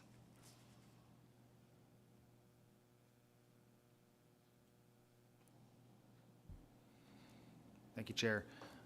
This capital plan update shows that Lee Bay, through a series of fairly small increases, can achieve a sustainable rate structure in the next 10 years and have a predictable frontage fee going forward from there. Any questions, staff are happy to take them. Thank you very much. My thoughts on this is that it's a relatively built-out system. It's been established for quite a while, and it's been maintained pretty good recently. So I'm quite happy to make a motion to accept the recommendations as listed on page 91. And Director Gabius has seconded that, and I see no discussions. So I'll call the question. All those in favor? Any opposed? No, that motion carries. So we're now on to Annex P, which is pages 98 to 104. And I believe this is Half Moon Bay System. So I shall pass it to Director Gabius. Thank you, Chair. We've got Remco. Sorry. Yes, GM Rosenboom. Thank you, Chair. I would like to take the opportunity to put some remarks together on this report. This is the report I think that we spent the most time on of this entire package, and it's also the report that we've been struggling with the most in terms of how to recommend and what to recommend, because it's not easy to recommend an increase to a user fee of over 60%. And it's very uncomfortable actually to do it, but it's required to maintain operations of this system. The funds are just not there. In the past, we've funded a lot of the day-to-day operations of this system from operating reserves. The operating reserves are depleted at the moment, and there are still performance issues with the system that are driving up the cost. So the combination is that we have ongoing high operating cost, a depleted or almost depleted operating reserve balance. So the only way for us to continue to fund the operations of the system is by increasing the user fees of the system significantly. We had a good conversation with representative of the system last week, in which we explained the fact that what the challenges we see with the system, and there was a fruitful conversation. I think we learned something. I hope that the representative of the system learned something as well, and that they can share that with their with the other residents. And we're more than happy to have further conversations with the residents, users of the system, to explain why this is happening, because this is not. We recognize that there might be needs for that. So if there are more technical questions about the actual performance issues we're seeing with this system, our manager utility source Shane Walkie is here to answer them as well. Thank you very much. So I'll give it back to Director Gabius. Thank you, Chair, and thank you, GM Rosenboom. Yes, from what I understand, the residents are, well, shocked, obviously. This is a big hike, but also something that they know is needed. It's a big sticker shock, obviously. The frustration, I think, with this one is the timing. So the not having been able to see this earlier. I think doing that next time around would be very valuable. I feel like we kind of need to go with this right now because it is needed. But I really appreciate all the consultation you've done, all the engagement, and your openness to have more of those with the residents. So thank you for that. That being said, Yes, GM Rosenboom. Thank you.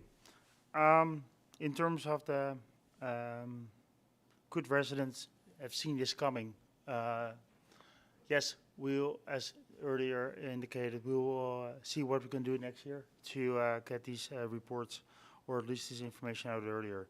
But I also would like to indicate that last year in February there was a board meeting, committee meeting, in which we presented data on all the services that had the issue where capital operating reserves were not sufficient anymore to fund the actual operations of the facilities. And Square Bay was one of them. So in that report, it was already indicated what the most likely increase for 23, the minimum increase for 2023 would be. And so, yes, it is a sticker shock number, as you indicated, but the fact that it was coming was known in the community. Thank And you. I think the fact that, sorry to add to that, the fact that last year the decision was made to not increase the rates, of course, contributed to this as well, because we currently are with the back against the wall because the reserves are empty. So yeah, we are no other way to fund the operations than by proposing this increase. Yeah, Yes, thank CFO, you. sorry. Yeah, and I think, Chair, what has been fruitful in our conversations with the community has been, this is a challenging service. It's quite unique, I think, in some of the way. They're all unique, really. This one's facing some challenges. And so I think it's quite given that we're going to have to continue dialogues with the users on the challenges ahead of them. So part of the analysis going forward will inform what the solutions are. And so I think that some of the benefits of having the more detailed conversations with the users is, I think, understanding the regional district framework. And I think that maybe some of the discussions of, how we can problem solve together is, I think, what the users are looking for. And so to have that open door with some of them, I think, is really beneficial. And I think we look forward to problem solving with them going forward. And that will mean part of, how we address rates. So whether it means a one-time levy instead of, I kind of call it death by 1,000 cuts, that might be some of the discussions and some of the options we present. So it might look a little bit different next time. Thank you. I have a speakers list forming. Director Henderson. Thank you, Chair. It occurs to me we could probably help ourselves going forward by drawing on what I referenced earlier about the strata contingency reserve funds and adopting a similar approach to reporting what is the level of coverage. Are we up to what might be best practices, whether it's stratas or indeed other municipalities? But let's get ahead of the game on this. Let's not fight defensively. Thanks. Yes, good comment. CFO?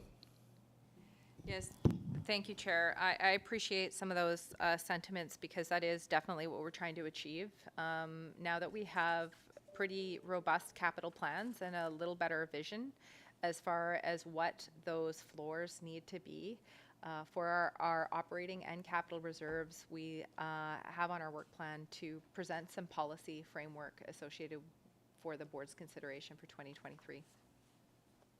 Thank you.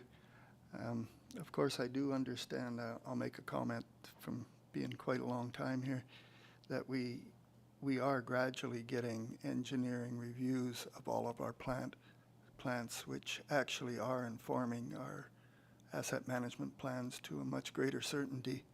And I think that's definitely a step that's well taken as well. Yes. Manager Waukee? Thank you for bringing that up, because I was going to point out that option 1 includes having the feasibility study brought back. That was deferred last year, and that's very important. If we could have had that feasibility study done 2 years ago, we might be in a different situation right now. Thank you. Director Gabius. Thank you. I really appreciate all the information. Yeah, let's not kick the can down the road, as they say. So I will move to accept the recommendations as listed on page 98. Thank you. Do I have a seconder? Yes, Director McMahon. I see no further hands up, so no further discussion, so I'll call the vote. All those in favor? Any opposed? No? That motion then passes. So we will now move on to Annex Q, which is page 105 to 113. And I will pass that back to Director Gabius when she is ready. And the mic is still on, so perfect. Thank you, Chair. If there's anything staff wants to, yes? Thank you, Chair. Sorry, go ahead, staff. Thank you, Chair. I would like to comment first off that Square Bay and the participants of that service were extremely involved in the engagement process since day one in 2019. We've had a marked amount of communication. They've participated through developing their own versions of the capital plan, and it's quite heartening to see that level of community participation and awareness. In this report in front of you today, I did include what the community group provided to us as their suggestion for the 5-year rate structure. And I think the reason that we've chosen one of the other recommendations is that we've been able to model it through the 50-year capital model and see the impacts and illustrate those, as opposed to just a 5-year rate structure that then leaves us uncertain which the next steps are. I do want to recognize that with the current frontage fee amount that this service is being charged, that they are only servicing the debt associated with the new capital or the new treatment plant, and there is no contribution to reserve from that. So there is no reserve built in at the current rate, and that is why it's especially important for this system to build up our reserves and increase that rate structure. Thank you. Director Gabius?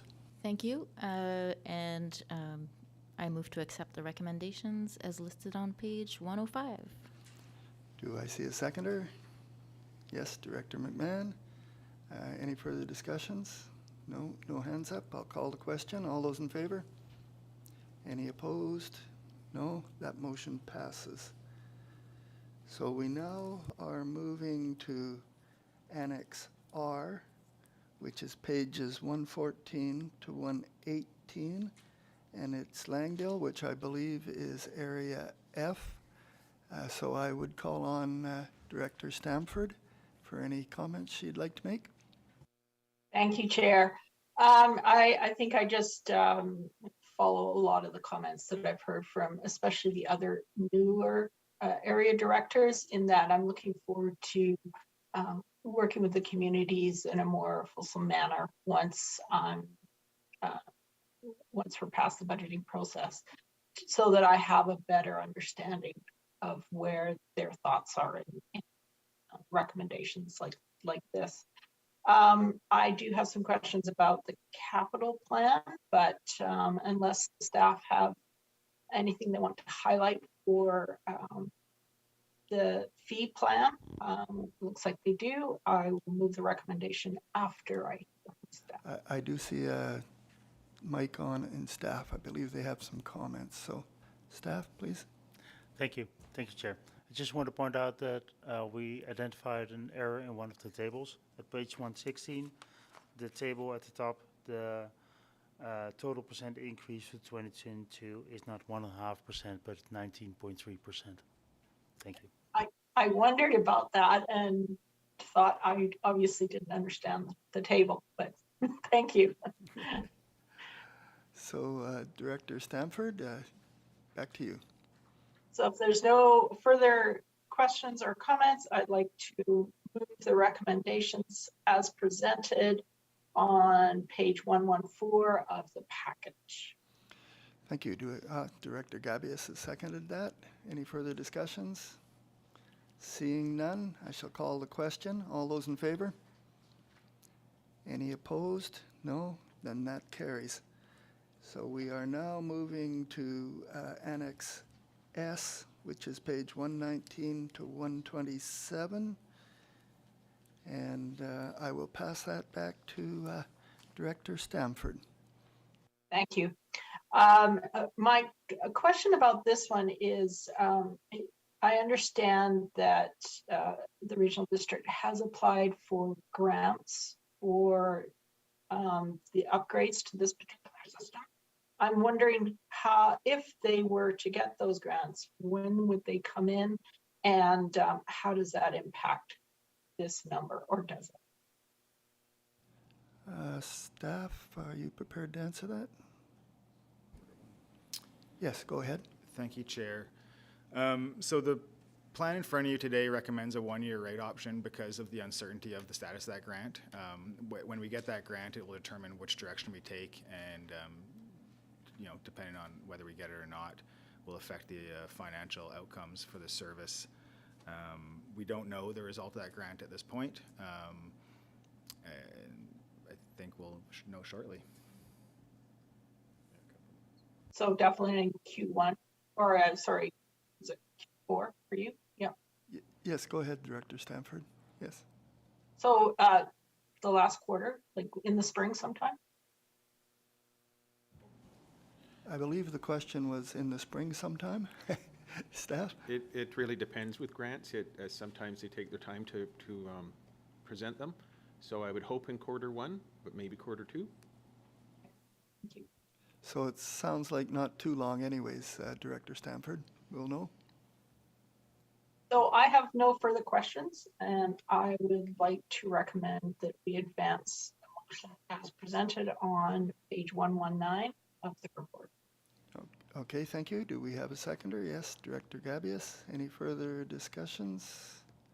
Seeing none, I'll call the question. All those in favor? Any opposed? I don't see any opposed, so that one carries. Thank you very much, everybody.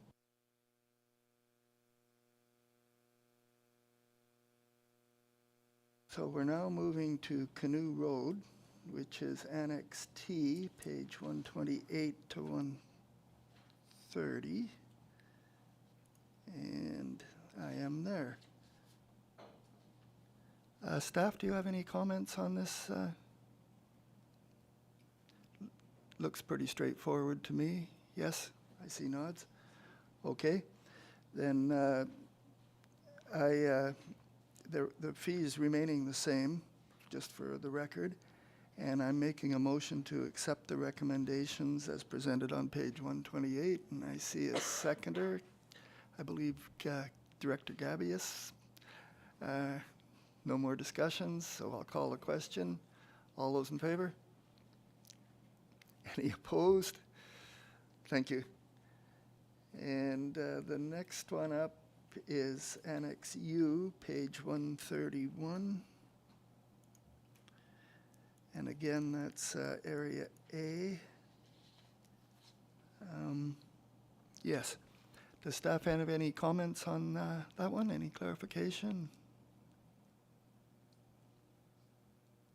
No. It's pretty straightforward, that one as well, and I am basically in agreement, except I've got a note.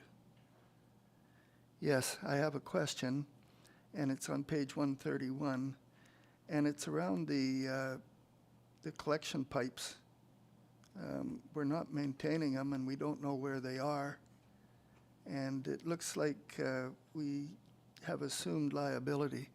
Is that automatic, or is that something we chose to do, or can we say, no, this is a strata problem? I was curious how we would handle that.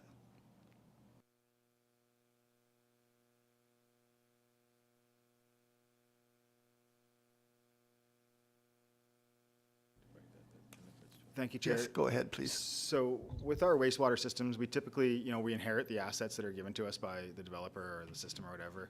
So this particular system did not have a collection system that was built, in a typical way where you had a collection main and then the services connected to it. It's a spaghetti system of pipes that all lead to the septic tank, basically.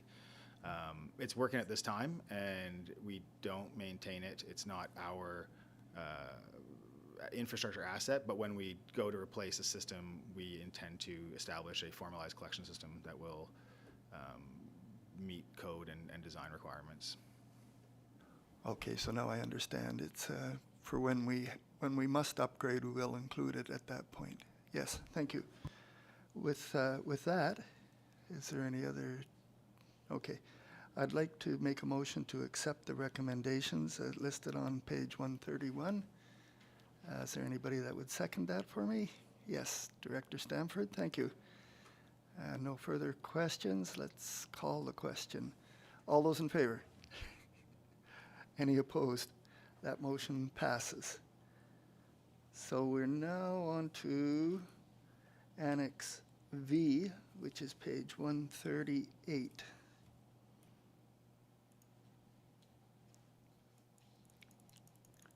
Whoops. And there I am. This is the Merrill Crescent wastewater system. Does staff have anything they'd like to highlight on this? Yes, go ahead, please.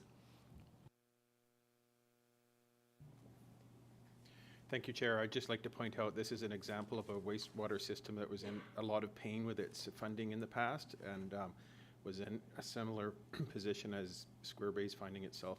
And I'm very happy to be suggesting a 0% increase rate for this system because of all the work that's been done. Yes, thank you. This is definitely one of those systems that was not quite financially watched, and it ends up $1,948 just for everybody's information for a year. Pretty high, and that's what can happen if you wait till it all happens in one chunk. But regardless, I'd like to make a motion to accept the recommendations as listed on page 138, and I see a seconder, Director Toth. Thank you very much. I don't see any hands up, so I'll call the question. All those in favor? Any opposed? No? That passes. Thank you. We're now on to Annex W, page 141. And as that is in Area A, I'll have to make sure I get there first. Yes. Staff, any questions on, or any comments on that one? Yes. Go ahead, please. Yeah, thank you, Chair. Just like to highlight a typo in the recommendations. The first and that should read that the $50 annual increases in frontage fees are for the Merrill Crescent wastewater service. Apologies for any confusion that might have caused. Yes, thank you. That was the only comment I had. it's a modest increase, and it's explained quite well as to why it's needed.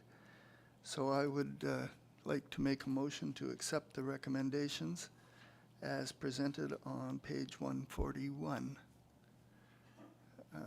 Let's see, I've just lost my screen here. Seconder? Yes, thank you, Director Stamford. No further discussions. I'll call the question. All those in favor? Thank you. Now I got to turn the page here.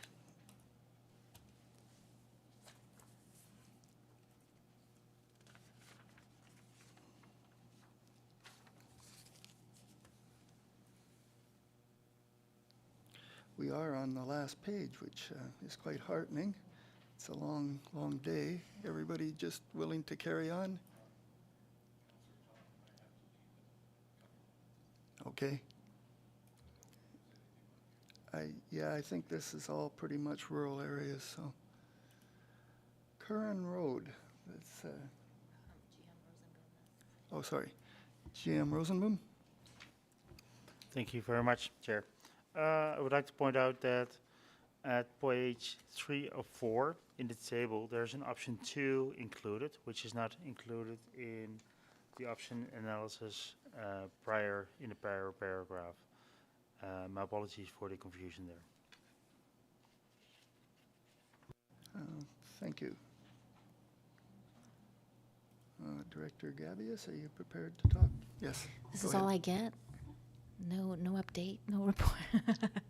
Thank you very much. I think same comments as for Square Bay. The residents would have liked a little bit more time to look at these numbers. But overall, I feel like the increase this year is acceptable, so I move to accept recommendations listed on page 149. Thank you. I see Director or GM Rosenboom, your hand is up. Yep. Still trying to demote. Apologies. That was left up by accident. Okay, so we have a motion on the floor. We have a seconder, Director McMahon. We have no further questions. I'll call the question. All those in favor? Any opposed? That motion carries. Thank you. We're now on to Annex Y, pages 153 to 160. And Director Gabius, I'll pass it to you. Thank you, Chair. The capital plan. Oh, pardon? Sorry, I was just saying staff had stuck their hand up quite Oh, quickly here. Okay. I will go to staff then. Thank you. Thank you, Chair. Again, similar to Square Bay, I'd like to acknowledge the amount of effort and participation from the Curran Road residents, engaged admirably throughout this effort. Similar to Square Bay, they've provided a recommendation for their rates, and through communications with them, I'd like to highlight that what they conveyed to me is the purpose of this rate structure is to acknowledge that an increase is needed, that capital reserve building is important, but they would like to have more opportunity to discuss and examine and review. Staff are more than willing to participate in that. We've recommended a slightly different option, but I think the overall purpose of what their option was is reflected in ours as well. So if there's any questions, we're happy to answer them. Director Gabius, back to you. Thank you. Thank you, Chair. Is there any, it's interesting because I'm kind of opposing myself from earlier. Any chance that these can be locked in, these rates, for the next 5 years, or that's kind of like everybody, it's year to year we can review? Thank you, Chair, for the question. I think that at any point rates can be brought up by the board for adjustments. We will continue to review and update the capital plans based on the information that evolves throughout the year. And if we have no reason to suggest that there might be a need for further rate increases, we will just, similar to the recommendations to continue the existing rates, we'll just present those on an annual basis.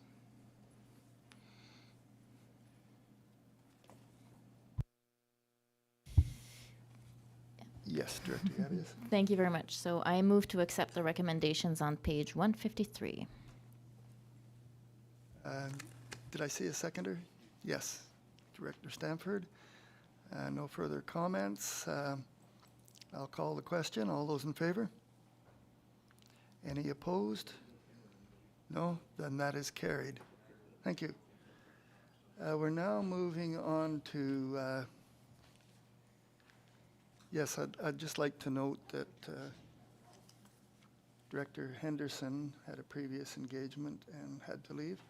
And Director Toth is probably on the same one.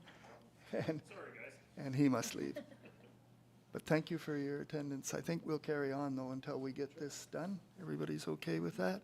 Yes. Thank you. I do note that these are basically rural areas, and I do appreciate your assistance with these, so thank you. Thank you, Chair. My apologies that I have to leave. Have a great weekend. So we'll move on to Annex Z, or Z, page Z. It's Z, can't use Z. It's Z, thank you very much. Page 161 to 165, and this is Area D, which is Director Bax. And staff, I see, will introduce this for us. Thank you. Thank you, Chair. As mirroring Manager Doyle's comments, this community is fantastic to work with. They're very involved, and we've been working with them over the last couple of years doing a lot of capital work on their plant.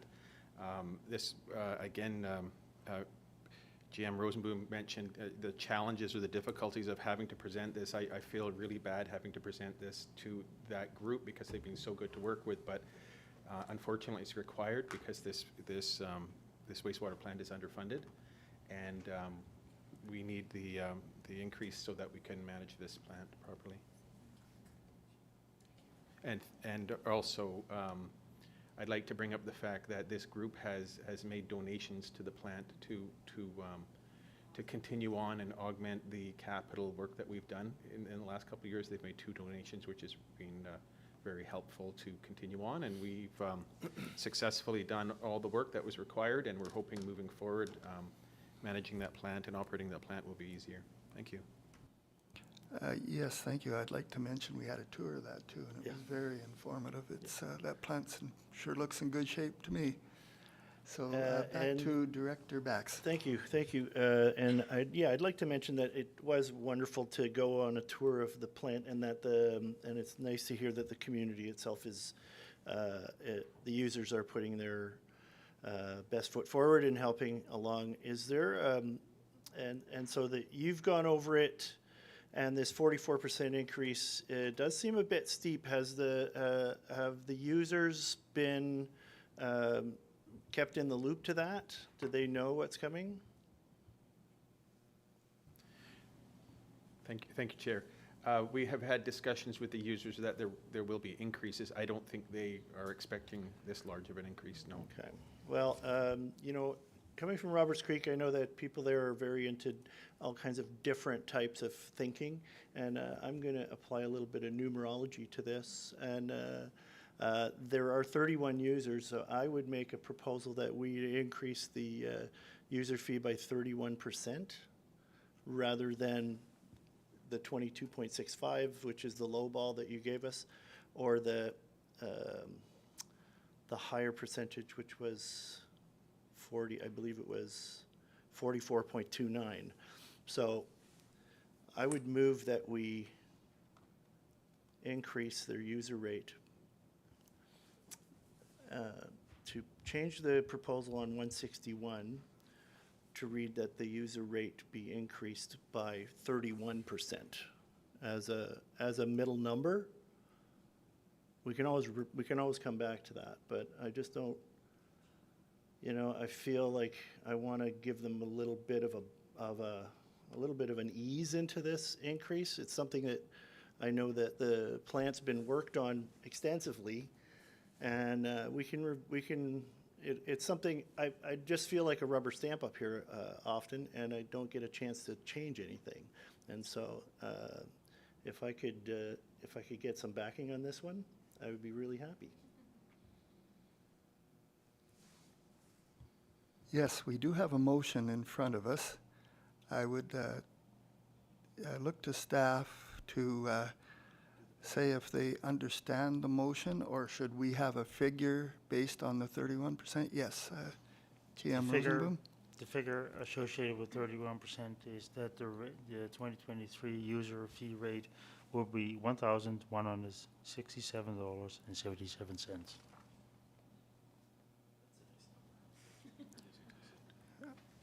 Yes, Director Bax. Yeah, thank you. I'm amenable to that. So do we understand the motion that it's basically almost as what it says, except the figure has been changed? Correct. So it's fairly simple. I think we got.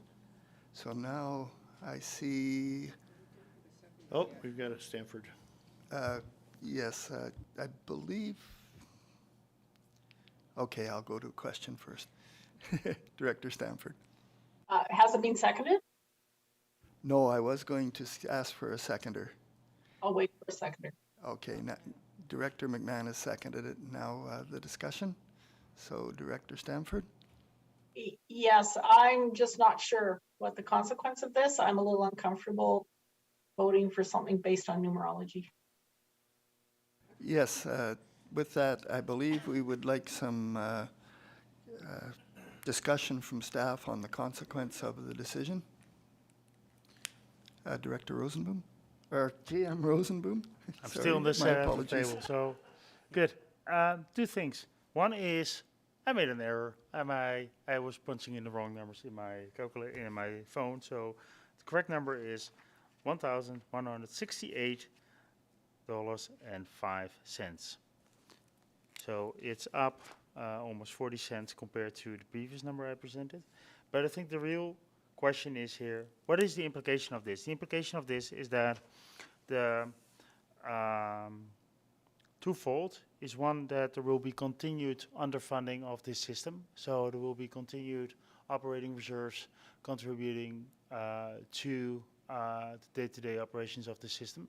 And in order to correct that, further increases are required next year to correct the underfunding. So it is what is required is that the increase would be split over multiple years, and it would further reduce the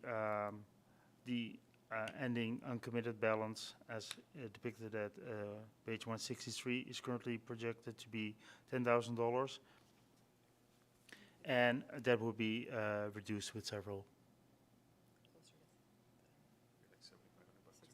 Yes. And it will be closer to 6,500. 6,500 would be what would be left then? Yeah, more or less. Yes, Thank you. okay. And if I read the... Just hang on a sec here. That was Director Stamford that asked the question. I was wondering if she had a follow-up. No. No, okay. So Director Bax? If I read the charts correctly, that in the first proposal, there would be a $10,000 uncommitted balance at the end.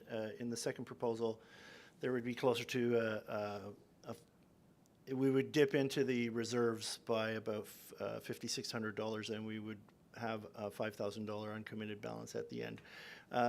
If my math is right, I think the 31% increase would leave us with something more balanced,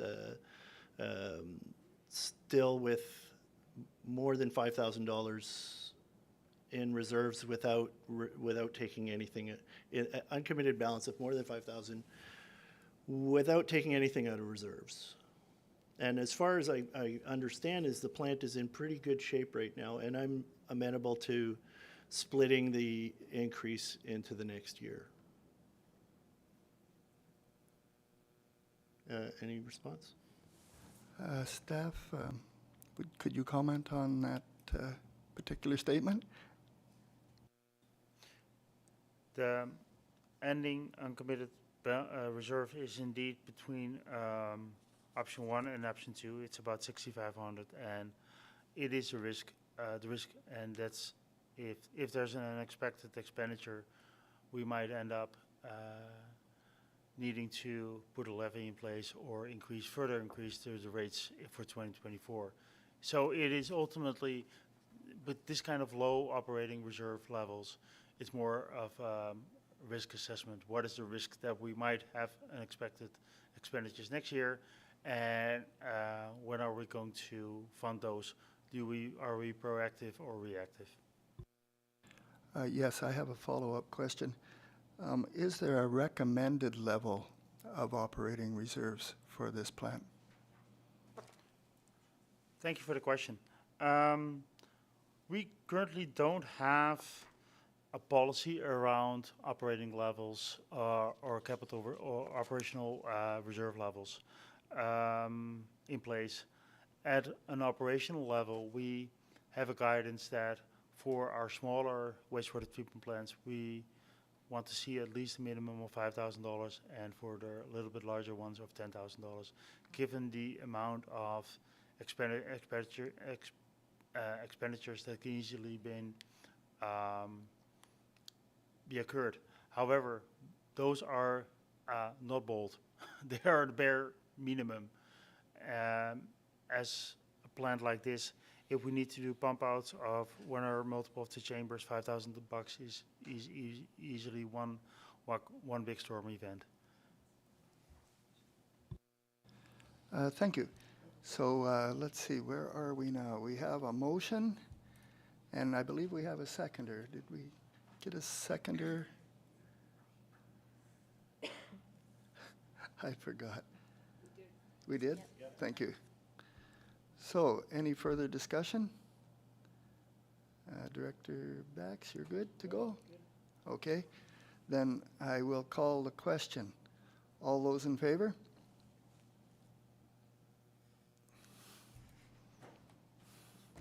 I believe I have 2 in favor. All those opposed? I have 3 opposed. I believe that fails.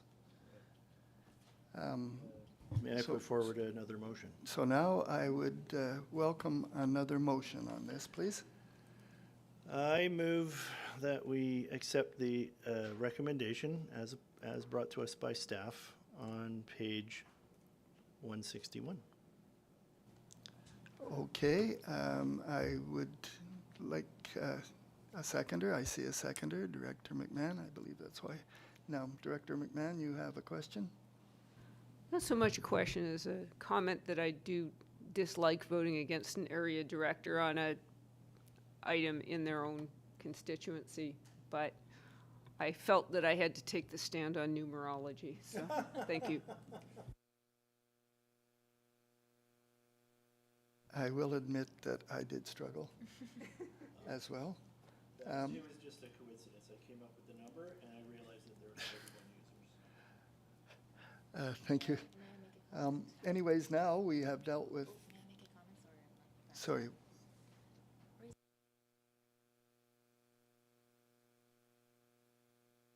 Sorry, I had missed Director Gabius's request here, so go ahead, Director Gabius. Thank you, Chair, and to echo Director McMahon's, it's not great to oppose the director whose constituency we're voting on. But I think we've seen in the past that being reactive does not work, or it comes back to haunt you later. So I'm more amenable to being proactive at this point. Thank you. This is definitely why we have all directors vote when there's one director. So I'm sure I'm going to be in the same boat sooner or later. And thank you for allowing everybody for sober, I call it sober second thought, and it's always good. So now we're moving into Annex double A's, AA, on PAA. Yeah, we're there. Oh, yeah, we didn't vote on that. Yep. We didn't vote on that. Oh, we didn't vote on the second one. Thank you very much for catching me. Okay, I'll call the question. I think we all know the motion, so I'll call the question. All those in favor? Any opposed?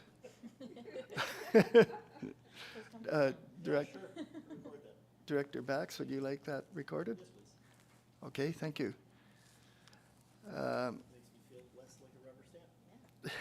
Yes. So now we will move to AA pages 166 to 172. And Director Bax, please. Again, this is what's been done with many of the other wastewater systems, where the usage fee or the frontage fee is going up $50 a year for the next 5 years. What happens at the end of 5 years? Is it going to stabilize, or is it going to continue to rise in this fashion? And is it possible to lower the amount that it goes up every year? There's two options, but there's a middle option that I thought would be $25 a year instead of $50. It would bring us up in 5 years. We'd still be at $600 a year, just 1 year behind the option 3 plan. Staff? Thank you, Chair. So there are many ways to fund these systems, many varieties of combinations of user or frontage fee increases that can be used to establish a sustainable funding rate. Basically, you know, the pattern we've seen, the trend is the slower we approach that increase, the more overall that service pays for their capital costs. So we've tried to balance our recommendations in here to recognize the impact on the immediate of the residents, but also to consider the future residents and ensure that we're not disproportionately putting them in a position where the cost of the service becomes exorbitant.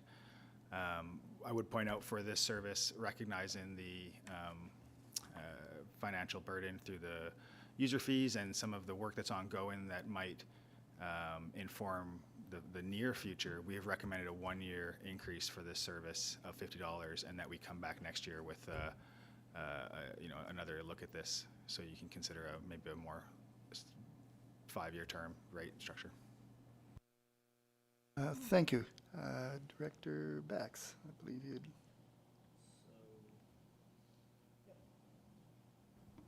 If I read the motion correctly, it is for the single 1-year increase of $50. And I would move to accept the motion as it stands on page 166. 166. Thank you. I believe Director McMahon has seconded that.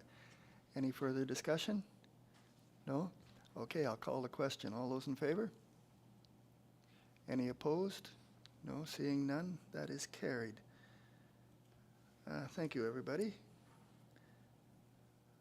We're now on to Lily Lake, which is page 173, and that is an Area A plant. Yes, I'd like, does staff have any comments on this?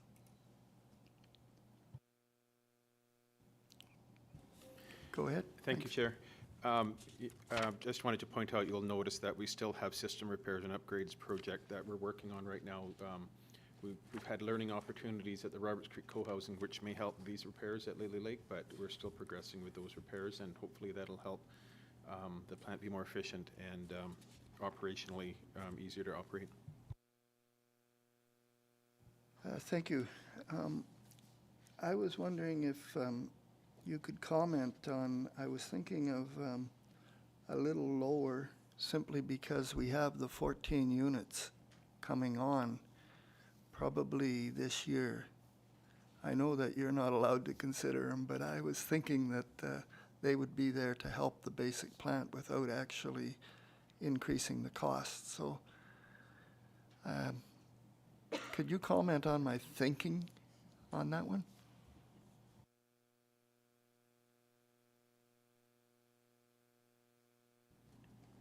I'm not sure when those units would be coming online. I don't have I don't have an indication of that. I don't know if you do, so I can't plan on that for 2023. In other words, I'm on my own.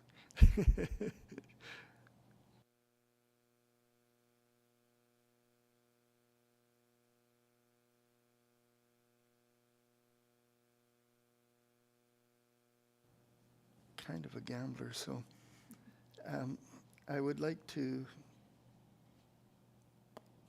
make a recommendation that we go with option 2 instead, which would be 2022 at 711.89 and 2023 at 852.35. And I consider that a bare minimum to maintain the user reserves.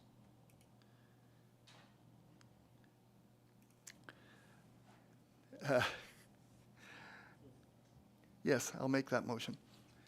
Is anybody second? Yes, I see a second.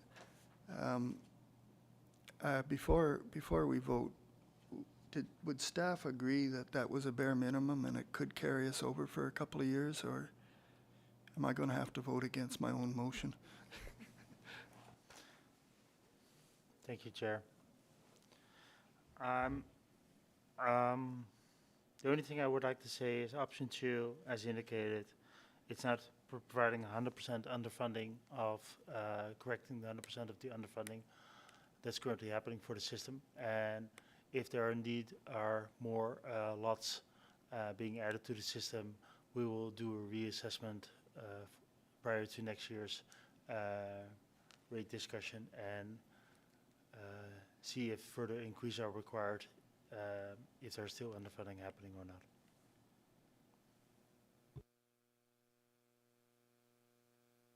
You're making me change my mind. Now I'm not sure how to proceed. Can I propose an amendment to my own motion? Or should I ask for it to be defeated and then make it again? Yes.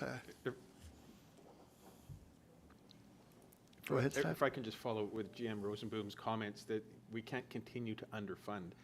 So we're showing that if we do option 2, it will be underfunded. How that's funded in the future, that's the gamble, I guess. But that's just, GM Rosenboom pointed that out, that we will be using reserves to fund operating through this year, and that has to be addressed one way or another in the next year.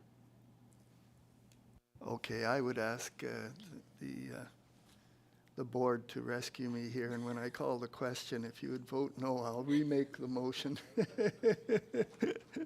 So, calling the question, all in favor? No, all opposed? Thank you. To recover from this, I'd like to make a motion to accept the recommendations as listed on page 173. Could I have a seconder, please? Thank you. I'll call the question. All those in favor? Thank you. Any opposed? No. Then that is carried. Sorry to lead you guys down the garden path. That was fun. It was something different. Yeah. So we're moving on to Annex CC, which is page 178. And again, it's Area A. And my new system's just...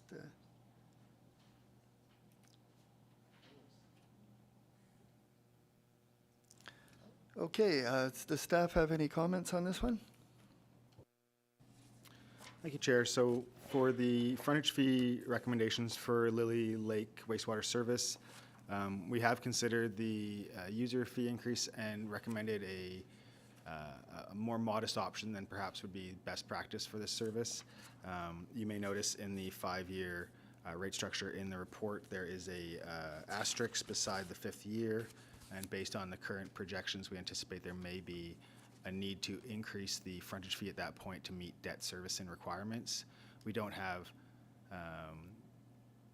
extremely detailed capital cost of that project or whatever, so that might not be the case, but that's just being put in there for your information.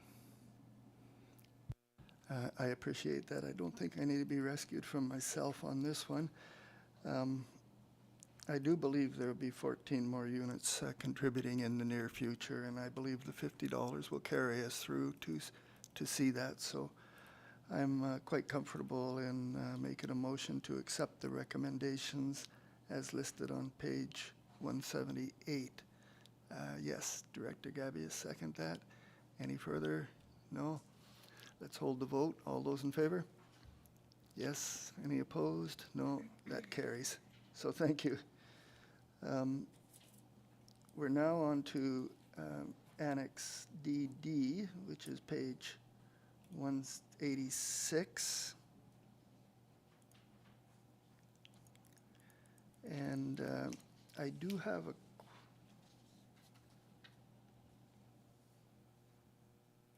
no, not on this one. I have a question on the next one.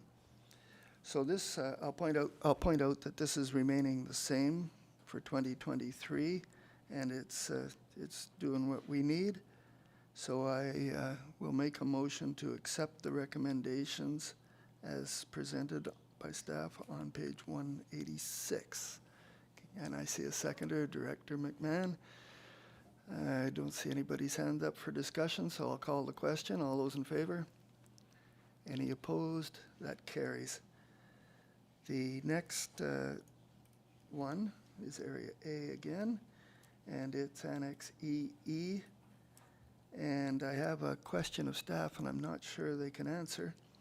But my question is, it shows 31 users paying frontage fees. And in 2019 and again in 2020, on documentation I have, it lists as 34 users, which would include one more resident, and it would also, I assume, include the restaurant and the spa. So it's kind of just a general question. Is the correct figure 34? Or do we know? Or is there any reason why it would have changed? Thank you, Chair, for the question. I will look into that discrepancy and get back to you when we can. I don't have that information directly in front of me right now. Yes, sorry, I didn't answer that ahead of time. So That's fine. I should have asked ahead of time. I know it's kind of a technical question. I will proceed as if it is 34 because that's based on my best knowledge. So I will make a recommendation to, I'll make a motion to accept the recommendations on page 190 and look for someone to second that. Director Gabius, thank you very much. Any further discussions? No. All those in favor? Any opposed? That motion carries. We're getting right there. Saginaw Ridge. It is quite a complicated situation, Saginaw Ridge. Would staff have any comments? Or?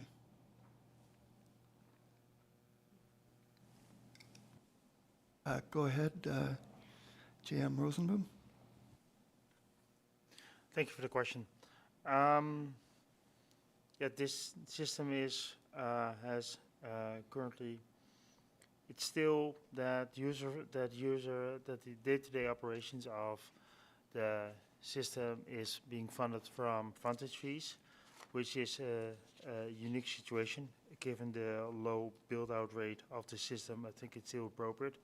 And I think this is something that we'll revise in upcoming years when more and more lots in this area are being developed. So we might bring forward change to that in next year or the year after. Thank you very much.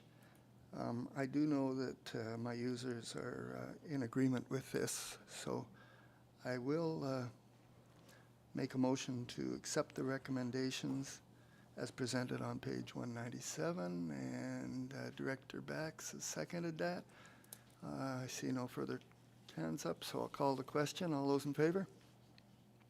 Any opposed? No, seeing none. That is carried. And